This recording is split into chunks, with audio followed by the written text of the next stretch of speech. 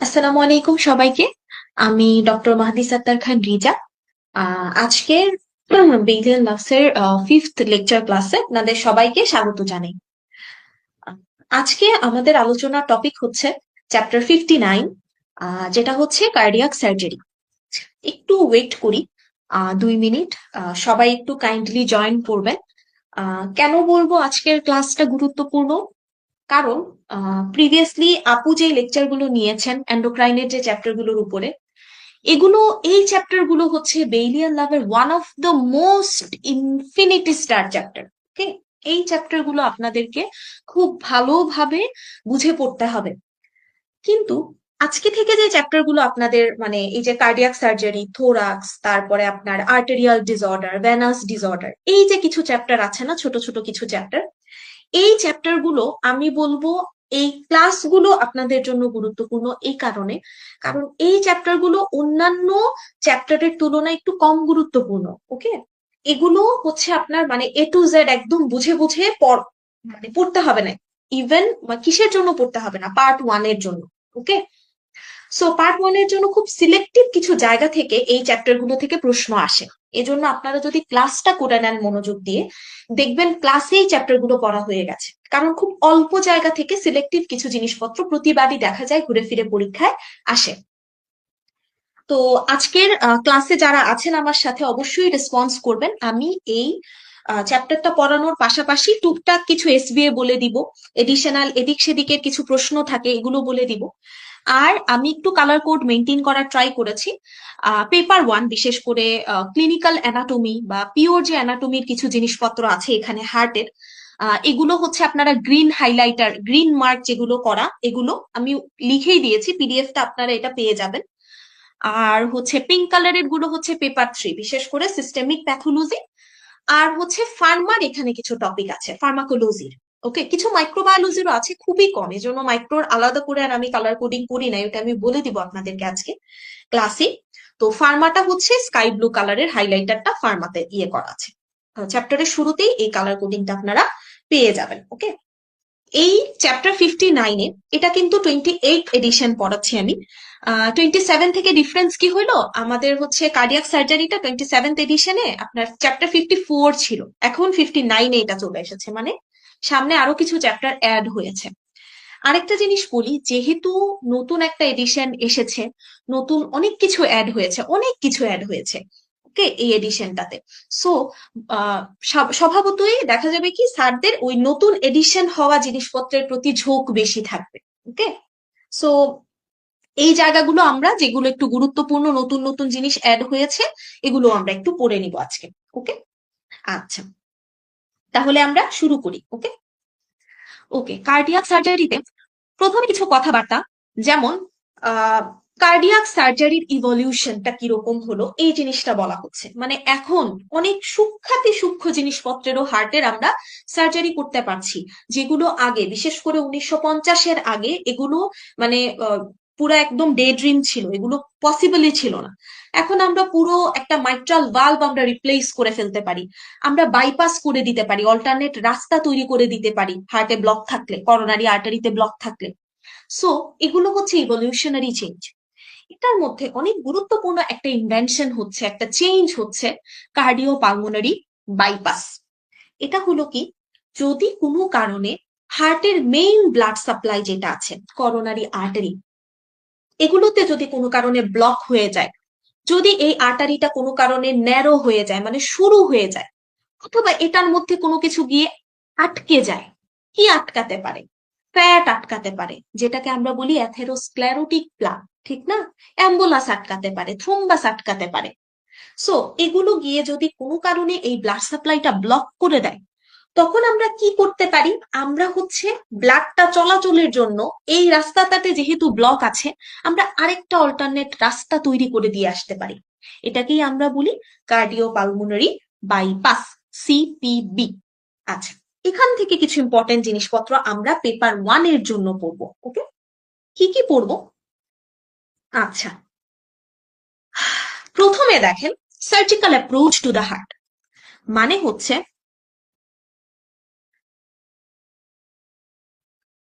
আমরা এই যে বাইপাস করব, হ্যাঁ, বাইপাস করতে গেলে আমাদের তো হার্ট পর্যন্ত আগে পৌঁছাতে হবে। তো আমরা কোন ধরনের ইনসিশন চুজ করলে আমরা হার্ট পর্যন্ত পৌঁছাতে পারি, এখানে এই কথাবার্তাগুলো বলা আছে, আমরা একদম শর্টকাটে পড়ে নিব। যেমন কার্ডিয়াক সার্জারি গুলোর ক্ষেত্রে আমাদের মেইন অ্যাপ্রোচটাই থাকে মিডিয়ান স্টান্নোটমি, স্টান্নামটার মাঝখান বরাবর আমরা দুই ভাগ করে আমরা হার্টের দিকে ঢুকতে থাকি, এটাই মিডিয়ান স্টান্নোটমি। তাহলে এই হচ্ছে আমাদের একটা পাথওয়ে। ওকে, এটা হচ্ছে মেইন অ্যাপ্রোচ। এই ইনসিশনটা মেইনলি কটটুক থেকে কটটুক হয়, সুপ্রাস্টার্নাল নচ থেকে জিফিস্টার্নাম পর্যন্ত, সুপ্রাস্টার্নাল নচ থেকে জিফিস্টার্নাম পর্যন্ত। তারপরে স্টার্নামটা ডিভাইড করে থাইমাস মানে ওপেন করা হয়, সামনে দিয়ে থাইমাস পাওয়া যায়, পেছনে পেরিকার্ডিয়াম থাকে। ইজি জিনিসপত্র, এগুলো তেমন একটা ইম্পর্টেন্ট কিছু না। আচ্ছা, এখন আমি আপনাদের কাছে জানতে চাই, আপনারা যারা আজকে ক্লাসে আছেন আপনারা একটু অ্যান্সার করবেন, ওকে, একসাথে পড়া হয়ে যাবে। তাহলে দেখেন, আমরা শুরুতে কি পড়ছি? Surgical approach to the heart. Heart পর্যন্ত আমরা যখন পৌঁছাতে যাব কোনো কার্ডিয়াক সার্জারির ক্ষেত্রে, হার্টের সার্জারির ক্ষেত্রে, এই হার্ট পর্যন্ত পৌঁছানোর ক্ষেত্রে আমাদের মেইন অ্যাপ্রোচ হচ্ছে, আমাদের মেইন রাস্তা হচ্ছে, আমরা স্টার্নামটাকে দুই ভাগ করে ফেলবো। এই এই প্রসিডিউরটার নাম হচ্ছে মিডিয়ান স্টান্নোটমি, মিডিয়ান স্টান্নোটমি, এটা হচ্ছে মেইন অ্যাপ্রোচ। এছাড়া আরো দুইটা অ্যাপ্রোচ আছে, যেটাকে আমরা বলি, একটা হলো আপার ও লোয়ার স্টার্নোটমি, অথবা রাইট ও লেফট অ্যান্টেরোল্যাটারাল থোরাকোটমি, অ্যান্টেরোল্যাটারাল থোরাকোটমি। তাহলে আমরা ওভারঅল যদি বলি, আমাদের কার্ডিয়াক সার্জারির ক্ষেত্রে অ্যাপ্রোচ তিনটা, হার্ট পর্যন্ত যাওয়ার রাস্তা তিন ভাবে হতে পারে। একটা হচ্ছে মিডিয়ান স্টান্নোটমির মাধ্যমে পৌঁছাতে পারি, আরেকটা যেতে পারি আপার ও লোয়ার স্টান্নোটমি, আরেকটা হতে পারে অ্যান্টেরোল্যাটারাল থোরাকোটমি। এখানে একটা এসবি আছে, সেটা হলো মিনিমালি ইনভেসিভ প্রসিডিউর হিসেবে আমরা যদি কোনো অ্যাপ্রোচ চুজ করতে যাই, তাহলে এই তিনটার মধ্যে আমরা কোনটাকে চুজ করব বলেন? আমি তিনটা অপশন বললাম, মানে তিনটা অ্যাপ্রোচ বললাম হার্ট পর্যন্ত পৌঁছানোর যে কোনো কার্ডিয়াক সার্জারির ক্ষেত্রে। একটা হচ্ছে মিডিয়ান স্টান্নোটমি, স্টার্নামটাকে দুই ভাগ করে পৌঁছানো। আরেকটা হতে পারে আপার ও লোয়ার স্টান্নোটমি, আরেকটা হতে পারে অ্যান্টেরোল্যাটারাল থোরাকোটমি। এখন আমার একটা প্রশ্ন হলো, এসবিএ তে যদি আসে যে মিনিমালি ইনভেসিভ অ্যাপ্রোচ কোনটা হবে কার্ডিয়াক সার্জারির ক্ষেত্রে, এই তিনটার মধ্যে কোনটা হবে?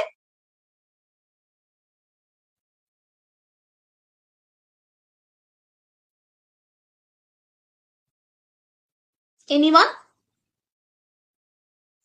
আচ্ছা, এটা হলো কি, যে এখানে মিনিমালি ইনভেসিভ অ্যাপ্রোচটা হচ্ছে এটা, অ্যান্টেরোল্যাটারাল থোরাকোটমি। তাহলে এটা এসবিএ হিসেবে আমরা লিখে রাখবো, এখানে মিনিমালি ইনভেসিভ অ্যাপ্রোচটা হবে অ্যান্টেরোল্যাটারাল থোরাকোটমি।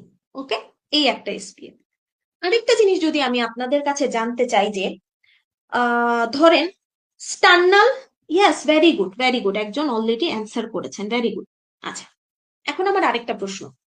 এভাবে কোয়েশ্চেনের অ্যান্সার দেন, ক্লাসে মনোযোগ দিয়ে দাগিয়ে নেন জিনিসগুলো, শুনেন আমার কথাগুলো, আর হচ্ছে আমার যে কোয়েশ্চেন গুলো আমি আশেপাশে করব এগুলোর অ্যান্সার দেন, দেখবেন এই চ্যাপ্টার গুলোর উপরে অ্যাটলিস্ট আপনাদের একটা ভালো প্রিপারেশন দাঁড় হয়ে যাবে।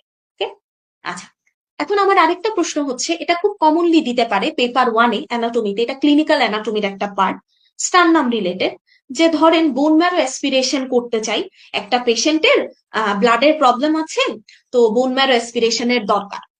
এখন এই বোন ম্যারো তুলার ক্ষেত্রে চুজ করা হলো মেনুব্রিয়া মানে স্টার্নাল অ্যাঙ্গেলটাকে, স্টার্নাল অ্যাঙ্গেলটাকে হচ্ছে চুজ করা হলো এই বোন ম্যারো অ্যাসপিরেশনের সাইট হিসেবে। তো এক্ষেত্রে এই বোন ম্যারো অ্যাসপিরেশনের ক্ষেত্রে স্টার্নাল অ্যাঙ্গেল বরাবর বোন ম্যারো অ্যাসপিরেশনের ক্ষেত্রে কোন স্ট্রাকচারটা ইনজোর্ড হওয়ার রিস্ক অনেক বেশি থাকে, বলতে পারবেন কি কেউ? Which one?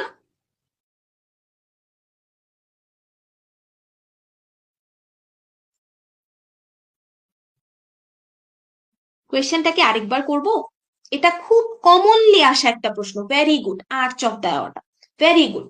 কেন বললাম?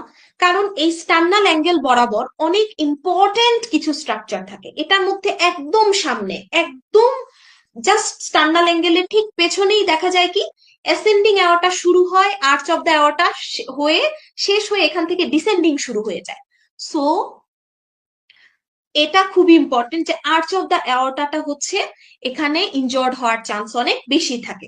ওকে, আচ্ছা, তাহলে আমরা দুইটা এসবি বললাম। এখন আমরা চলে আসি সামারি বক্স 59.1, এটা আমরা পড়বো, এটা আমরা পড়বো 3 স্টার দিয়ে, এটা আমরা এমসিকিউ এর জন্য পড়বো। ওকে, আমরা এমসিকিউ এর জন্য পড়বো। কেন? কারণ দেখেন এখান থেকে কিন্তু এমসিকিউ প্রশ্ন হতেই পারে, কিরকম টাইপের, যে এই যে কার্ডিও পালমোনারি বাইপাস, এটাকে আমরা অল্টারনেটিভ আর কি কি ভাবে ইউজ করতে পারি। যেমন হাইপোথার্মিয়ার পেশেন্ট রিওয়ার্ম করতে, রেসপিরেটরি ফেইলার, সিভিয়ারলি রেসপিরেটরি ফেইলারের পেশেন্ট রিসাসিটেট করতে আমরা এই রাস্তা দিয়ে যেতে পারি। পালমোনারি অ্যাম্বোলেক্টমির একটা প্রসিডিউর হিসেবে, অ্যাডজাংক্ট হিসেবে আমরা এটা ইউজ করতে পারি, ভেরি ভেরি ইম্পর্টেন্ট। ওকে, সাথে কার্ডিওপালমোনারি ট্রমা, কিছু নন সার্জিক্যাল প্রসিডিউরস, এগুলোর ক্ষেত্রে হচ্ছে আমরা ইউজ করতে পারি। সো এটা জাস্ট আমরা অপশন গুলো একটু ভালোভাবে দেখে রাখ। ওকে, এই চ্যাপ্টার গুলো আসলে একদম হাই লেভেলে বোঝা কঠিন। এগুলো হচ্ছে আপনাদের মধ্যে যারা কার্ডিয়াক সার্জারি নিয়ে পড়াশোনা করবেন সামনে ইনশাল্লাহ, আপনাদের জন্য এগুলো খুব মানে ডিটেলসে আপনারা তখন পড়বেন, আপনাদের জন্য এগুলো গুরুত্বপূর্ণ, কিন্তু আমাদের পার্ট ওয়ানের জন্য যতটুক লাগবে সেটা ততটুকুই আমরা পড়বো। তাহলে এই সামারি বক্স 59.1 এটা হচ্ছে আমরা এমসিকিউ এর জন্য দেখে নিব। ওকে, এরপরে চলে আসি, এই চ্যাপ্টারের মধ্যে ইনফিনিটি স্টার টপিক আছে 3টা, ইনফিনিটি স্টার টপিক আছে 3টা পেপার ওয়ানের জন্য। এটার মধ্যে এই জিনিসটা হচ্ছে infinity star topic number 1, infinity star. এই জায়গাগুলো থেকে খুব ইজি কয়েকটা এসবিএ চলে আসে, আমি বলি। যেমন হচ্ছে এই বাইপাস করতে গেলে শুরুতেই আপনাকে ক্যানুলেশন করতে হবে, রাস্তা দিয়ে জিনিস ঢুকাতে হবে, একটা রাস্তা ক্লিয়ার করতে হবে, arterial cannulation, venous cannulation. Okay, invariably পরীক্ষায় আসে প্রশ্ন, what are the sites of arterial cannulation, arterial ক্যানুলেশনের সাইট কি কি আছে, ভেরি ভেরি ইম্পর্টেন্ট। একটা সাইট হচ্ছে অ্যাসেন্ডিং অ্যাওর্টা, এগুলো নোট করে একটা খাতায় লিখে রেখে দিবেন, কারণ দেখেন এই ইনফরমেশন গুলো একটু স্ক্যাটার্ড ওয়েতে দেওয়া আছে এখানে, আপনি যদি নোট করে নেন, 3টা একসাথে রাখেন, লিখে রাখেন, পরীক্ষার হলে খুব ভালোভাবে এটা কাজে দিবে। সাইটস অফ আর্টেরিয়াল ক্যানুলেশন, এক সাইট হচ্ছে অ্যাসেন্ডিং অ্যাওর্টা, 2 নাম্বার সাইট হচ্ছে ফিমোরাল আর্টারি, 3 নাম্বার সাইট হচ্ছে axillary artery. Okay, ascending aorta, femoral artery, axillary artery, এই 3টা হচ্ছে sites of arterial cannulation. Okay, এখন আমি একটু প্রশ্ন করি আপনাদেরকে, অ্যাসেন্ডিং অ্যাওর্টার ব্রাঞ্চ কি কি? What are the branches of ascending aorta?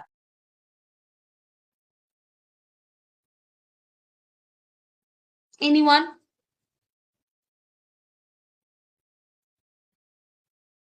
Branch থেকে এসবিএ আসা শুরু হয়েছে 2021 থেকে, লাস্ট ইয়ার থেকে ব্রাঞ্চ থেকে এসবিএ থাকে। কিন্তু কি হয়ে গেল এখানে? এনিওয়ান, অ্যাসেন্ডিং আওয়ার্টার ব্রাঞ্চ কি কি? যে কেউ অ্যান্সার করতে পারবেন, ভুল হলেও কোনো সমস্যা নেই।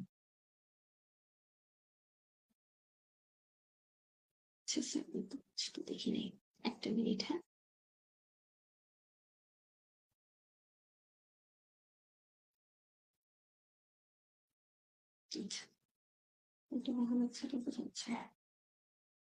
ওকে। তাহলে আমাদের অ্যাসেন্ডিং আওয়ারটা থেকে এগুলো যেহেতু ইম্পর্টেন্ট জিনিস। আচ্ছা, নো, আপনি যে ব্রাঞ্চগুলো বলছেন এগুলো কি অ্যাসেন্ডিং আওয়ার্টার ব্রাঞ্চ না আর্চ অফ দ্য আওয়ার্টার ব্রাঞ্চ? অ্যাসেন্ডিং আওয়ারটা থেকে দুইটা আর্টারি, একটাই জাস্ট বেসিক্যালি করোনারি আর্টারি, ঠিক না? করোনারি আর্টারি, করোনারি আর্টারিটাই বেসিক্যালি অ্যাসেন্ডিং আওয়ারটা থেকে উঠে, right and left coronary artery. Okay, আচ্ছা। তারপরে এখানে যেহেতু এগুলো খুব গুরুত্বপূর্ণ, আমরা এটা পাশাপাশি একটু জেনে নিব এটা কোনটা কার ব্রাঞ্চ। যেমন ফিমোরাল আর্টারি কার কন্টিনিউয়েশন, আর এক্সিলারি আর্টারি কার কন্টিনিউয়েশন, এগুলো খুব ইম্পর্টেন্ট। এগুলো এগুলো থেকে এসবি আসার সম্ভাবনা অনেক বেশি থেকে যায়। ওকে, তাহলে আমি বলি, সেটা হলো, প্রথমে আমরা কি পড়লাম, what are the sites of arterial cannulation? তিনটা সাইট, ascending aorta, femoral artery, axillary artery. তারপরে কি পড়লাম, অ্যাসেন্ডিং আওয়ার্টা আর আওয়ার্টার ব্রাঞ্চ কি কি? অ্যাসেন্ডিং আওয়ার্টা থেকে বেসিক্যালি করোনারি আর্টারি উঠে, right and left coronary artery গেল। ফিমোরাল আর্টারি কন্টিনিউয়েশন, বলতে পারবেন কি কেউ? এগুলো খুব কমন জিনিসপত্র পরীক্ষায় আসে, এগুলো একটু পারতে হবে। ফিমোরাল আর্টারি কার কন্টিনিউয়েশন? এনিওয়ান? আচ্ছা, ফিমোরাল আর্টারি হচ্ছে এক্সটার্নাল আইলিয়াক আর্টারি কন্টিনিউয়েশন, ঠিক না? এক্সটার্নাল আইলিয়াক আর্টারিটাই যখন লোয়ার লিম্বের দিকে যায়, ভেরি গুড ভেরি গুড, এই যে আপু পারছেন। আচ্ছা, এক্সটার্নাল আর্টারির কন্টিনিউয়েশন হচ্ছে ফিমোরাল আর্টারি, পরে ফিমোরাল আর্টারি থেকে পপলিটিয়াল আর্টারি হয়। আচ্ছা, গেল। আর এক্সিলারি আর্টারি কার কন্টিনিউয়েশন? এগুলো বইয়ে লিখে ফেলেন, একসাথে একসাথে গুছায় ফেলেন জিনিসগুলো। এক্সিলারি আর্টারি কার কন্টিনিউয়েশন?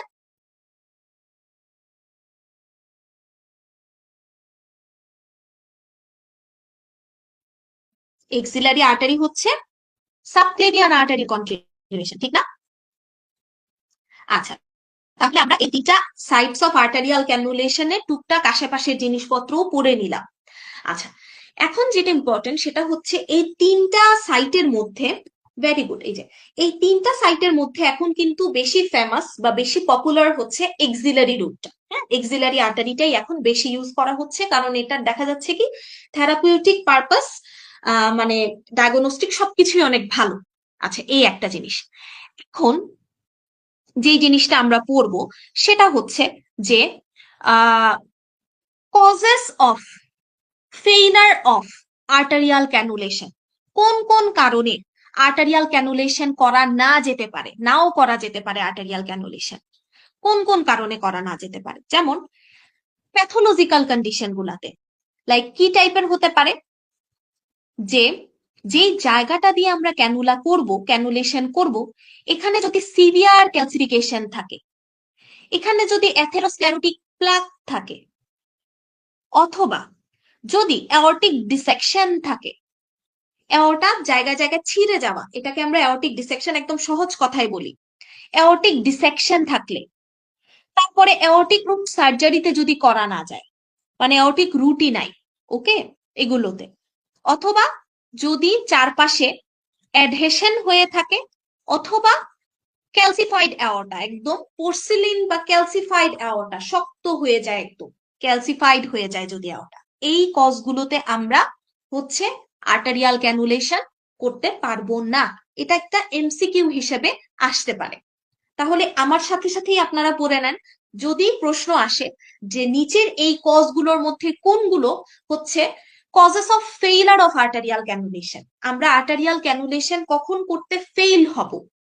একটা হলো যদি এই ক্যানুলেশনের সাইটটা সিভিয়ারলি ক্যালসিফাইড থাকে, যদি এখানে অ্যাথেরোস্ক্লেরোটিক প্লাক জমে যায়, যদি অ্যাওর্টিক ডিসেকশন থাকে, অ্যাওর্টিক রুট সার্জারি যদি হয়ে থাকে তার প্রিভিয়াসলি, অথবা চারপাশে যদি সিভিয়ার অ্যাডহেশন হয়ে যায়, এই কজগুলাতে কিন্তু আমরা অ্যাওর্টিক ক্যানুলা করতে, আর্টারিয়াল ক্যানুলা করতে পারবো না। ওকে, ক্লিয়ার? আচ্ছা, তাহলে এই দেখেন আমরা আর্টারিয়াল ক্যানুলেশন থেকে এমসিকিউ এরও কিছু জিনিস পড়ে নিলাম, তারপরে হচ্ছে এসবিএ পড়ে নিলাম। আচ্ছা, এখন আমরা চলে আসি ভেনাস ক্যানুলেশন। ভেনাস ক্যানুলেশন থেকে খুব কম জিনিস পড়বো, এত কিছু লাগবে না, জাস্ট সাইট লাগবে। সাইট লাগবে কি? দুইটা সাইট হচ্ছে superior vena CAVA, inferior vena CAVA. আরেকটা সাইট হচ্ছে ফিমোরাল ভেইন। এই জিনিসটাই এসবিএ তে আসে। ওকে, ফিমোরাল ভেইন অপশনের মধ্যে দেখবে সুপেরিয়র ইনফেরিয়র ভেনা কাভা নাই, ফিমোরাল ভেইনের সাথে আরো এডিশনাল অনেক কিছু নাম দিয়ে দিয়েছে। So sites of venous cannulation, superior vena cava, inferior vena cava এবং femoral vein। ওকে, এখন আপনারা বলেন, এখন পর্যন্ত যারা এতটুকু শুনেছেন, আপনাদের এই ক্যানুলেশনের সাইটটুকু ক্লিয়ার কিনা? এটা ইনফিনিটি স্টার টপিক, এই চ্যাপ্টারের প্রথম ইনফিনিটি স্টার টপিক। আপনারা কি ক্লিয়ার? যে কোনো একজন রেসপন্স করলে আমি সামনে আগাবো।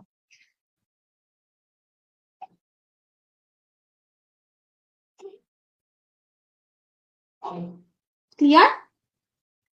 আর্টারিয়াল ক্যানুলেশনের সাইট, ভেনাস ক্যানুলেশনের সাইট। ওকে ওকে, তাহলে থ্যাংক ইউ, আমরা হচ্ছে সামনে একটু আগাই। আচ্ছা, এখানের মধ্যে এত কঠিন কিছু না। দেখেন এখানে ওই যে করোনারি বাইপাস সার্কিট যেটা আছে, ব্লাডটা নিয়ে কি করা হয়? ওই আর্টিফিশিয়াল একটা হার্ট ক্রিয়েট করা হয়, ঠিক না? কার্ডিয়াক সার্জারিতে কি করা হয়? একটা টেম্পোরারি টাইমের জন্য কার্ডিয়াক অ্যারেস্ট করে রাখা হয়। এই সময়টাতে হার্টটাকে প্রোটেক্ট করে রাখতে হবে, এবং ব্লাডটাও তখন ওই হার্টের মতোই সার্কুলেট হতে থাকে মেশিনের মাধ্যমে, পাম্পিং হতে থাকে। হার্ট তো বন্ধ, ব্লাড তো পাম্প হতে হবে। এই পাম্পিংটা হয় এই যে এভাবে ইয়ের মাধ্যমে, ইনস্ট্রুমেন্টেশনের মাধ্যমে।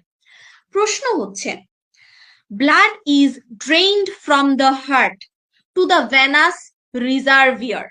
এই যে রিজার্ভিয়ারটাতে ব্লাডটা আসে হার্ট থেকে, ইফেক্টের মাধ্যমে।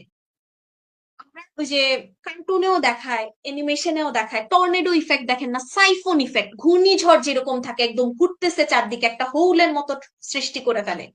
ওই ইফেক্টটার নাম হচ্ছে সাইফোন ইফেক্টের মাধ্যমে। এটা দিতেই পারে প্রশ্ন। সো জাস্ট এত কঠিন কিছু মনে রাখবো না, জাস্ট মনে রাখবো এই যে ভেনাস রিজার্ভিয়ার হার্ট থেকে ব্লাডটা টেনে নিজের কাছে নিয়ে চলে আসতেছে, এটা কোন ইফেক্টের মাধ্যমে? This is called siphon effect. Okay, just একটু মনে রাখবার কিছু না।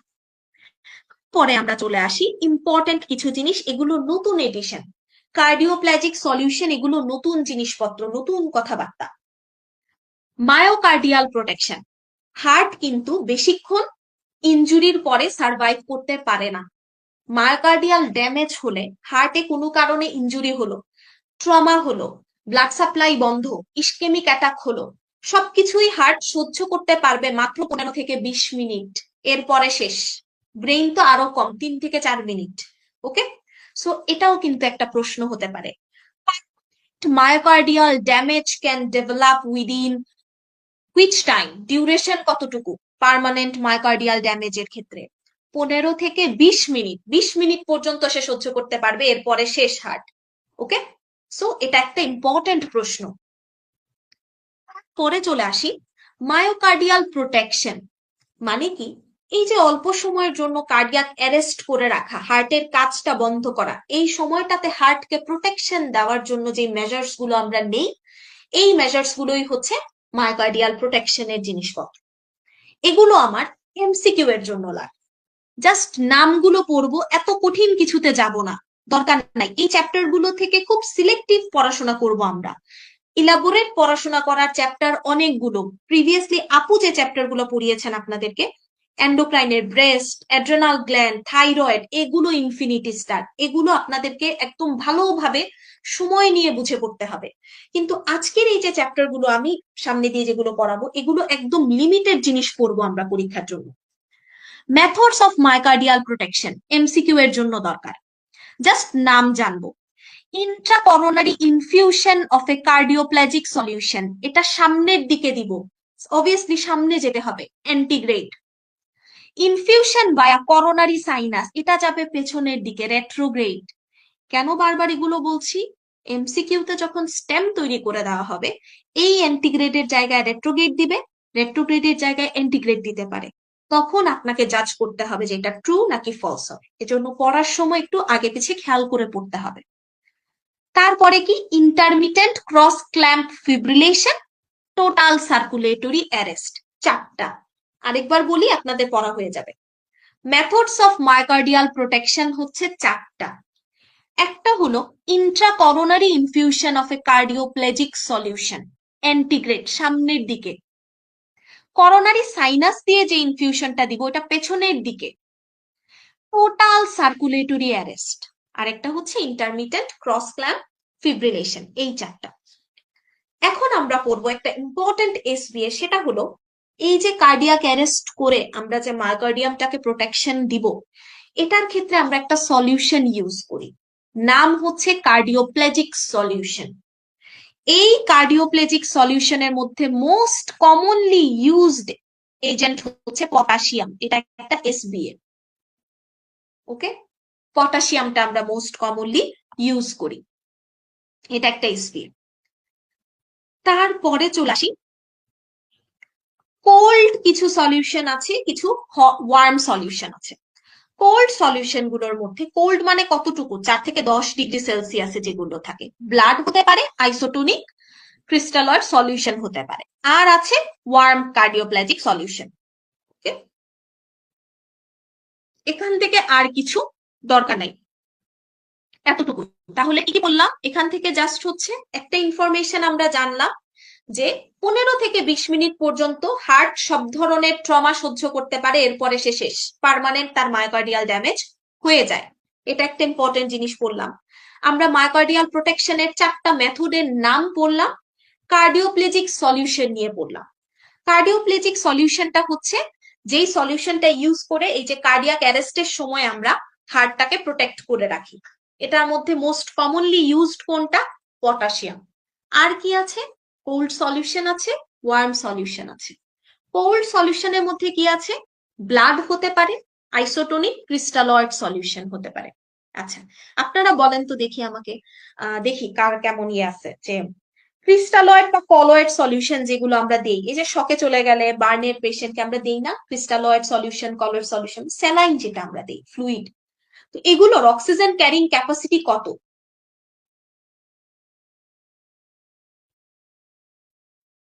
এনিওয়ান?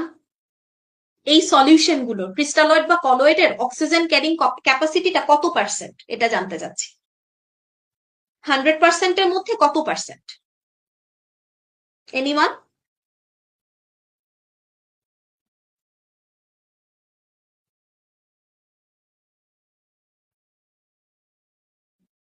কেউ কি জানেন এটা? এটা বার্নের চ্যাপ্টারে আছে, বাট মানে ইম্পর্টেন্ট, এটা বলায় বলায় বললাম যে এটা হচ্ছে মানে অনেক ইম্পর্টেন্ট একটা এসপিএম। সেটা হলো, আমরা দেখেন একটা শকের মানে শকের পেশেন্ট বলেন, মানে হ্যামোরেজিক শক, যেটা ধরেন ব্লাড লসের কারণে যে শক হলো, তো এটার ক্ষেত্রে আমরা কিন্তু রুগীকে ব্লাড আনতে দেই। ব্লাড আনার আগ পর্যন্ত আমরা সলিউশনটা দেই যে যতটুকু ভলিউম লস হলো এই ভলিউমটা রিপ্লেস করার জন্য আমরা ফ্লুইড দিই, কিন্তু আমরা এট দ্য এন্ড রুগীকে কিন্তু ব্লাড দিতেই হয়। ব্লাডের সাপ্লিমেন্ট কখনোই ব্লাডের পরিবর্তে অন্য কিছু হতে পারে না। কেন? কারণ হচ্ছে oxygen carrying capacity of this fluids, of this crystalloid or colloid solution is zero. এদের অক্সিজেন ক্যারিং কোনো ক্যাপাসিটি নাই। এরা শুধুমাত্র আপনার যতটুকু ভলিউম লস হলো সেটাকে রিপ্লেস করে আপনাকে এই সময়টার জন্য রিসাসিটেট করে রাখবে। তারপরে আলটিমেটলি আপনার টিস্যু পর্যন্ত, টিস্যুর যে খাবার, আপনার বডির যে খাবার অক্সিজেন, এটা আপনাকে পৌঁছায় দিতে গেলে, জায়গা মতো পৌঁছাতে হলে ব্লাডের দরকার। এজন্যই আমরা ব্লাড দিয়ে থাকি। ওকে, সো 0%, এটা মনে রাখবেন। আচ্ছা, তারপরে চলে আসি, ভেরি ভেরি ইম্পর্টেন্ট, সেটা হলো summary box 59.2 for MCQ. For MCQ এটা একদম চেঞ্জ করে ফেলছে এই জায়গাটা। ওকে, এটা মানে 27th এডিশনে একদম সিরিয়াল বাই লেখা ছিল, এখান থেকে আবার কয়েকটা পয়েন্ট বাদ দেওয়া হয়েছে। আচ্ছা, তো আপনার হচ্ছে potential complication of cardio pulmonary bypass, এটা পেপার 3 এর জন্য অনেক গুরুত্বপূর্ণ। হ্যাঁ, পেপার 3 এর জন্য, অথবা একটা ক্লিনিক্যাল অ্যানাটমি হিসেবে পেপার 1-এও দিতে পারে, তবে আমি এটা পিঙ্ক কালার করেছি, পেপার 3 এর জন্যই বেশি গুরুত্বপূর্ণ রেখেছি এমসিকিউ এর জন্য। Okay, coagulopathy, infection, air embolism, gastrointestinal complications হতে পারে, তারপরে কিছু নিউরোলজিক্যাল সিমটম দেখা দিতে পারে, পোস্ট কার্ডিওটমি সিনড্রোম হতে পারে। পোস্ট কার্ডিওটমি সিনড্রোম এটা সিমিলার টু ড্রেজলার সিনড্রোম। যে দুইটা কি জিনিস আমি বলি, সেটা হলো পোস্ট কার্ডিওটমি সিনড্রোমের ক্ষেত্রে হয় কি, কার্ডিওটমি করার পরে আপনার পরবর্তী সময় দেখা যায় পেশেন্টের ইনফেকশন হয়ে যেতে পারে, অথবা দেখা যায় প্লুরাল অর পেরিকার্ডিয়াল ইফিউশন হয়ে যায়, পেশেন্টের চেস্ট পেইন ডেভেলপ করে, ফিভার, ডিজনিয়া এগুলো ডেভেলপ করে যায়, তখন এটাকে আমরা বলি পোস্ট কার্ডিওটমি সিনড্রোম। এটা সিমিলার টু ড্রেজলার সিনড্রোম। এরকম আরেকটা সিনড্রোম আছে ড্রেজলার সিনড্রোম বলি। এটা কি জিনিস, একটা পেশেন্টের যখন এমআই হয়, এমআই হওয়ার পরেও দেখা যায় যে সেকেন্ডারিলি পেরিকার্ডিয়ামটাতে ইনফেকশন হয়ে যায়, পেরিকার্ডাইটিস হয়ে যায়। কিন্তু এই ড্রেজলার সিনড্রোমটার সাথে পোস্ট কার্ডিওটমির সমস্যা মানে ডিফারেন্সটা হলো, ড্রেজলার সিনড্রোমে এই যে পানি আসা, প্লুরাল ইফিউশন বা পেরিকার্ডিয়াল ইফিউশন, এটা হতে পারে নাও হতে পারে, কিন্তু সেকেন্ডারিলি পেরিকার্ডাইটিসটা হবেই।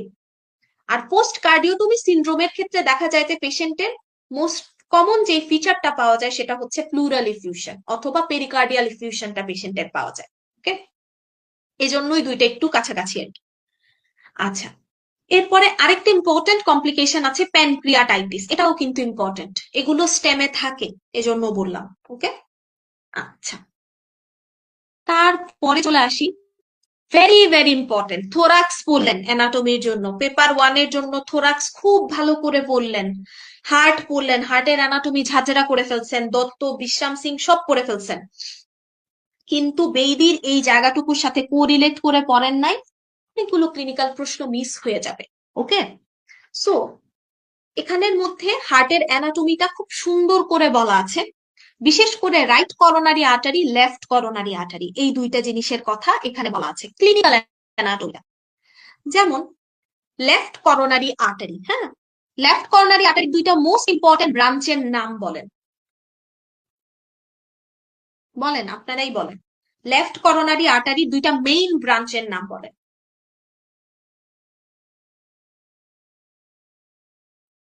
এনিওয়ান, যে কেউ বলতে পারেন, এগুলো খুব কমন জিনিস না, আমরা তো এটা একদম আমাদের যে পিচ্চিকাল মেডিকেল লাইফের এগুলি থেকেই আমরা পড়তেছি, ঠিক না, থোরাক্স কার্ড ক্লিয়ার করে এসেছি। সো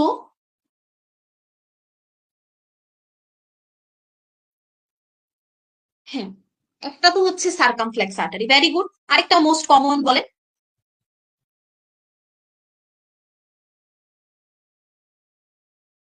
আরেকটা most common, very good, anterior interventricular, anterior interventricular, এটাকেই আমরা ল্যাড বলি, এখানে সার্জিক্যাল ভাষায় হচ্ছে ল্যাড, আমাদের সার্জনদের কাছে এটা বেশি পরিচিত ল্যাড হিসেবে। ওকে, লেফট অ্যান্টেরিয়র ডিসেন্ডিং আর্টারি অথবা অ্যান্টেরিয়র ইন্টারভেন্ট্রিকুলার আর্টারি, আরেকটা হচ্ছে সার্কামফ্লেক্স আর্টারি, এই দুইটা হচ্ছে এই লেফট করোনারি আর্টারির মোস্ট ইম্পর্টেন্ট দুইটা branch. Very good, very good, এই যে আপনারা সব পারেন। আচ্ছা, ওকে, এখন হচ্ছে এই লেফট করোনারি আর্টারিটা হচ্ছে সবচেয়ে বেশি ডিজিজড আর্টারি। কেন? কারণ সব রোগ বালাই দেখা যায়, সব জ্বালা যন্ত্রণা এই লেফট করোনারি আর্টারিতেই হয়, এটাকেই বেশি অ্যাটাক করা হয়, রোগ জীবাণু এটাকেই বেশি অ্যাটাক করে। যেমন এই লেফট করোনারি আর্টারিটাতে বেশি স্টেনোসিস দেখা যায়, হ্যাঁ, এটাতেই বেশি ব্লক ধরা পড়ে। সো সার্জিক্যালি এই লেফট করোনারি আর্টারিটা বেশি ইম্পর্টেন্ট, বিশেষ করে লেফট করোনারি আর্টারির যে ব্রাঞ্চ আছে left anterior descending artery, lad নামে যেটাকে আমরা চিনি, এই ল্যাডটা হচ্ছে most frequently diseased coronary artery, এটাতেই আমরা বাইপাস করি। এটাই হচ্ছে এই লেফট এন্টেরিয়র ইন্টারভেন্ট্রিকুলার আর্টারি, এটাতে ব্লক থাকার কারণেই আমরা আরেকটা রাস্তা আমাদেরকে তৈরি করে দিতে হয়, আমরা গ্রাফটিং করি। এই জিনিসটা পেপার 1 এর জন্য ইনফিনিটি স্টার একটা এসবিএ, ওকে, ইনফিনিটি স্টার একটা এসবিএ এটা। এবং এই লেফট করোনারি আর্টারির যে স্টেনোসিসটা হয়, এটা প্রগনোসিস খুবই খারাপ হয়, ওকে, খুবই খারাপ হয়, ওয়ার্স প্রগনোসিস। আচ্ছা, এটার একটা নাম আছে এই স্টেনোসিসের, সেটার নাম হচ্ছে left main stem disease, left main stem disease, okay. আচ্ছা, রাইট কর্নারি আর্টারি থেকে আমাদেরকে যেটা করতে হবে সেটা হলো what are the common sites of stenosis of right coronary artery? very very important, এটা এসবি হিসেবে দিতে পারে, এমসিকিউ হিসেবে দিতে পারে। কোন জায়গাগুলোতে স্টেনোসিস হয় রাইটের মেইনলি? একটা হচ্ছে শুরুর দিকে প্রক্সিমাল পোর্শনে, আরেকটা হতে পারে সে যেখানে শাখায় বিভক্ত হয়ে গেল, ব্রাঞ্চিং হয়ে গেল, বাইফার্কেট করলো এই জায়গাটা, অথবা হতে পারে ক্রাক্সে।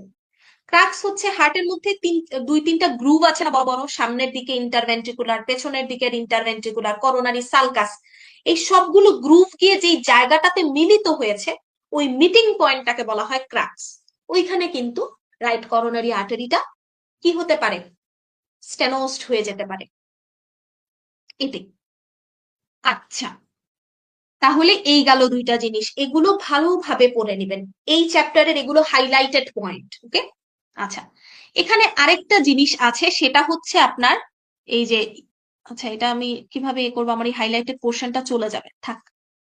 আরেকটা হচ্ছে কার্ডিয়াক ডমিনেন্স, এটা হচ্ছে 2021-এর জানুয়ারিতে, 2020-এর জুলাইতে দুইবার আসছে এটা পরীক্ষায়, কার্ডিয়াক ডমিনেন্স, ওকে। একদম সহজ একটা জিনিস।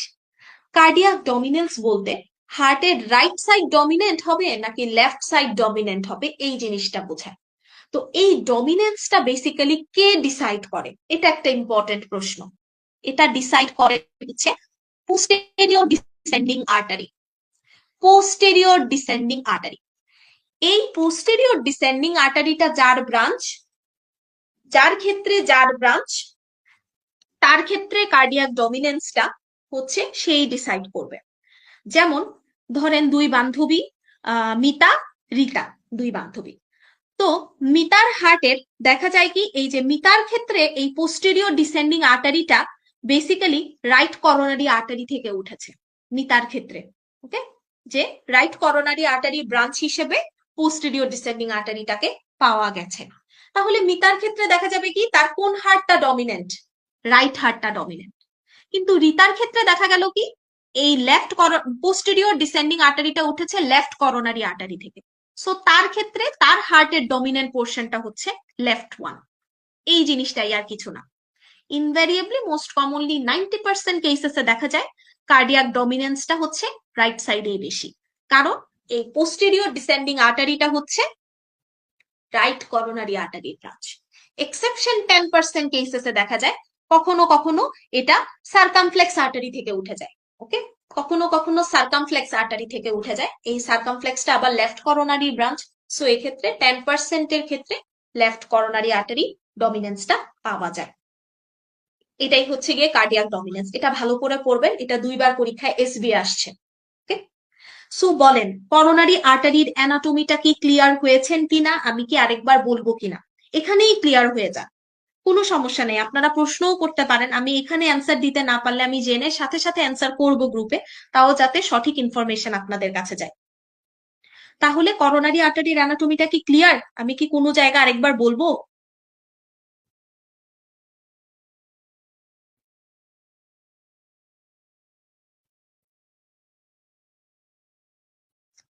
ওকে, তাহলে left coronary artery, right coronary artery আর কার্ডিয়াক ডমিনেন্স, এই তিনটা জিনিস খুব ভালোভাবে পড়তে হবে এখান থেকে, ওকে।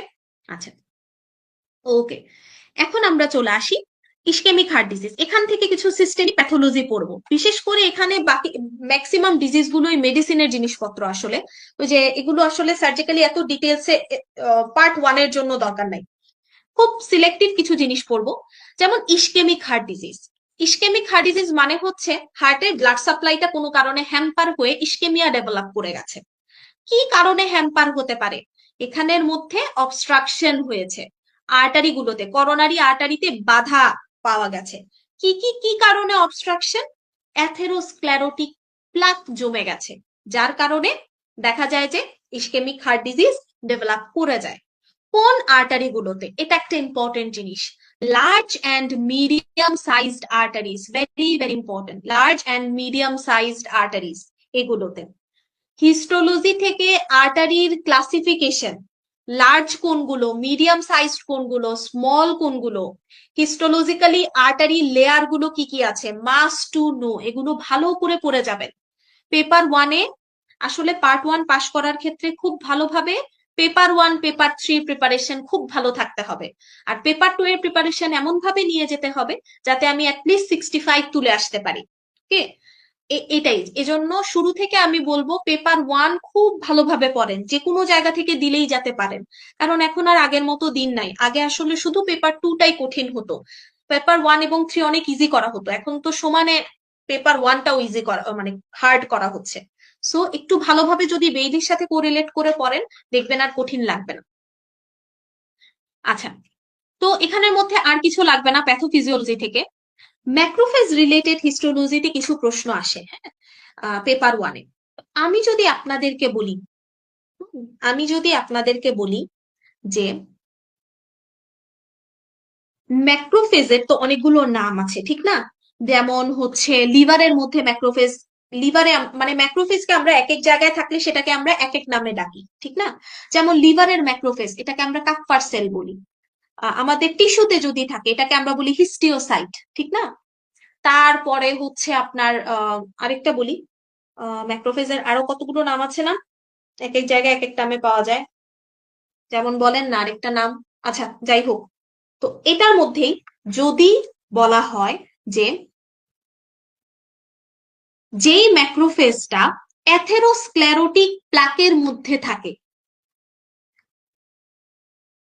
হ্যাঁ, যে presence of macrophage in the atherosclerotic plaque, atherosclerotic প্লাকের মধ্যে যেই ম্যাক্রোফেজটা থাকে, অথবা ইসকেমিক হার্ট ডিজিজের পেশেন্টদের ক্ষেত্রে যেই ম্যাক্রোফেজটা পাওয়া যায়, এটার নাম কি?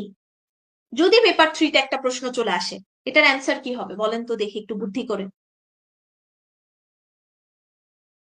অ্যাথেরোস্ক্লেরোটিক প্লাকে যে ম্যাক্রোফেজটা পাওয়া যায়, অথবা যদি আরে অন্যভাবে বলে যে ইসকেমিক হার্ট ডিজিজের পেশেন্টের ক্ষেত্রে যে ম্যাক্রোফেজটা পাওয়া যায়, এটার নাম কি? এনিওয়ান?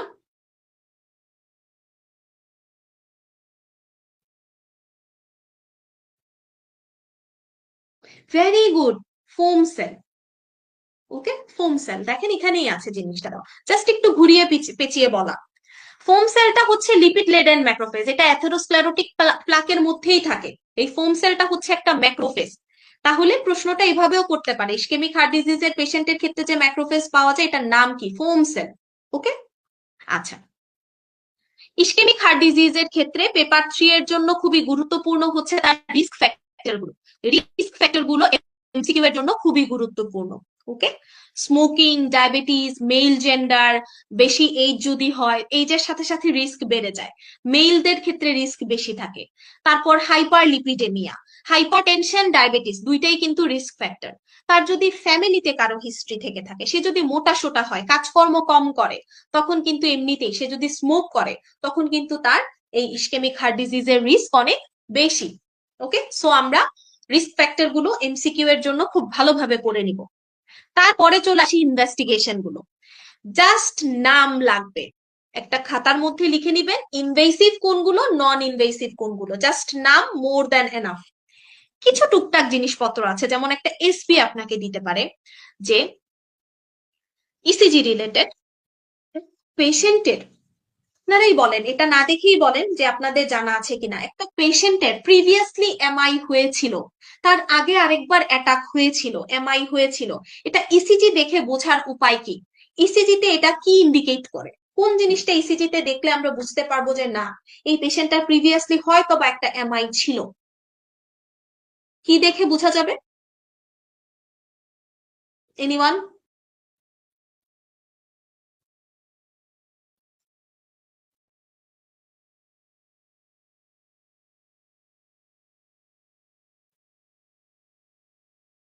এনিওয়ান?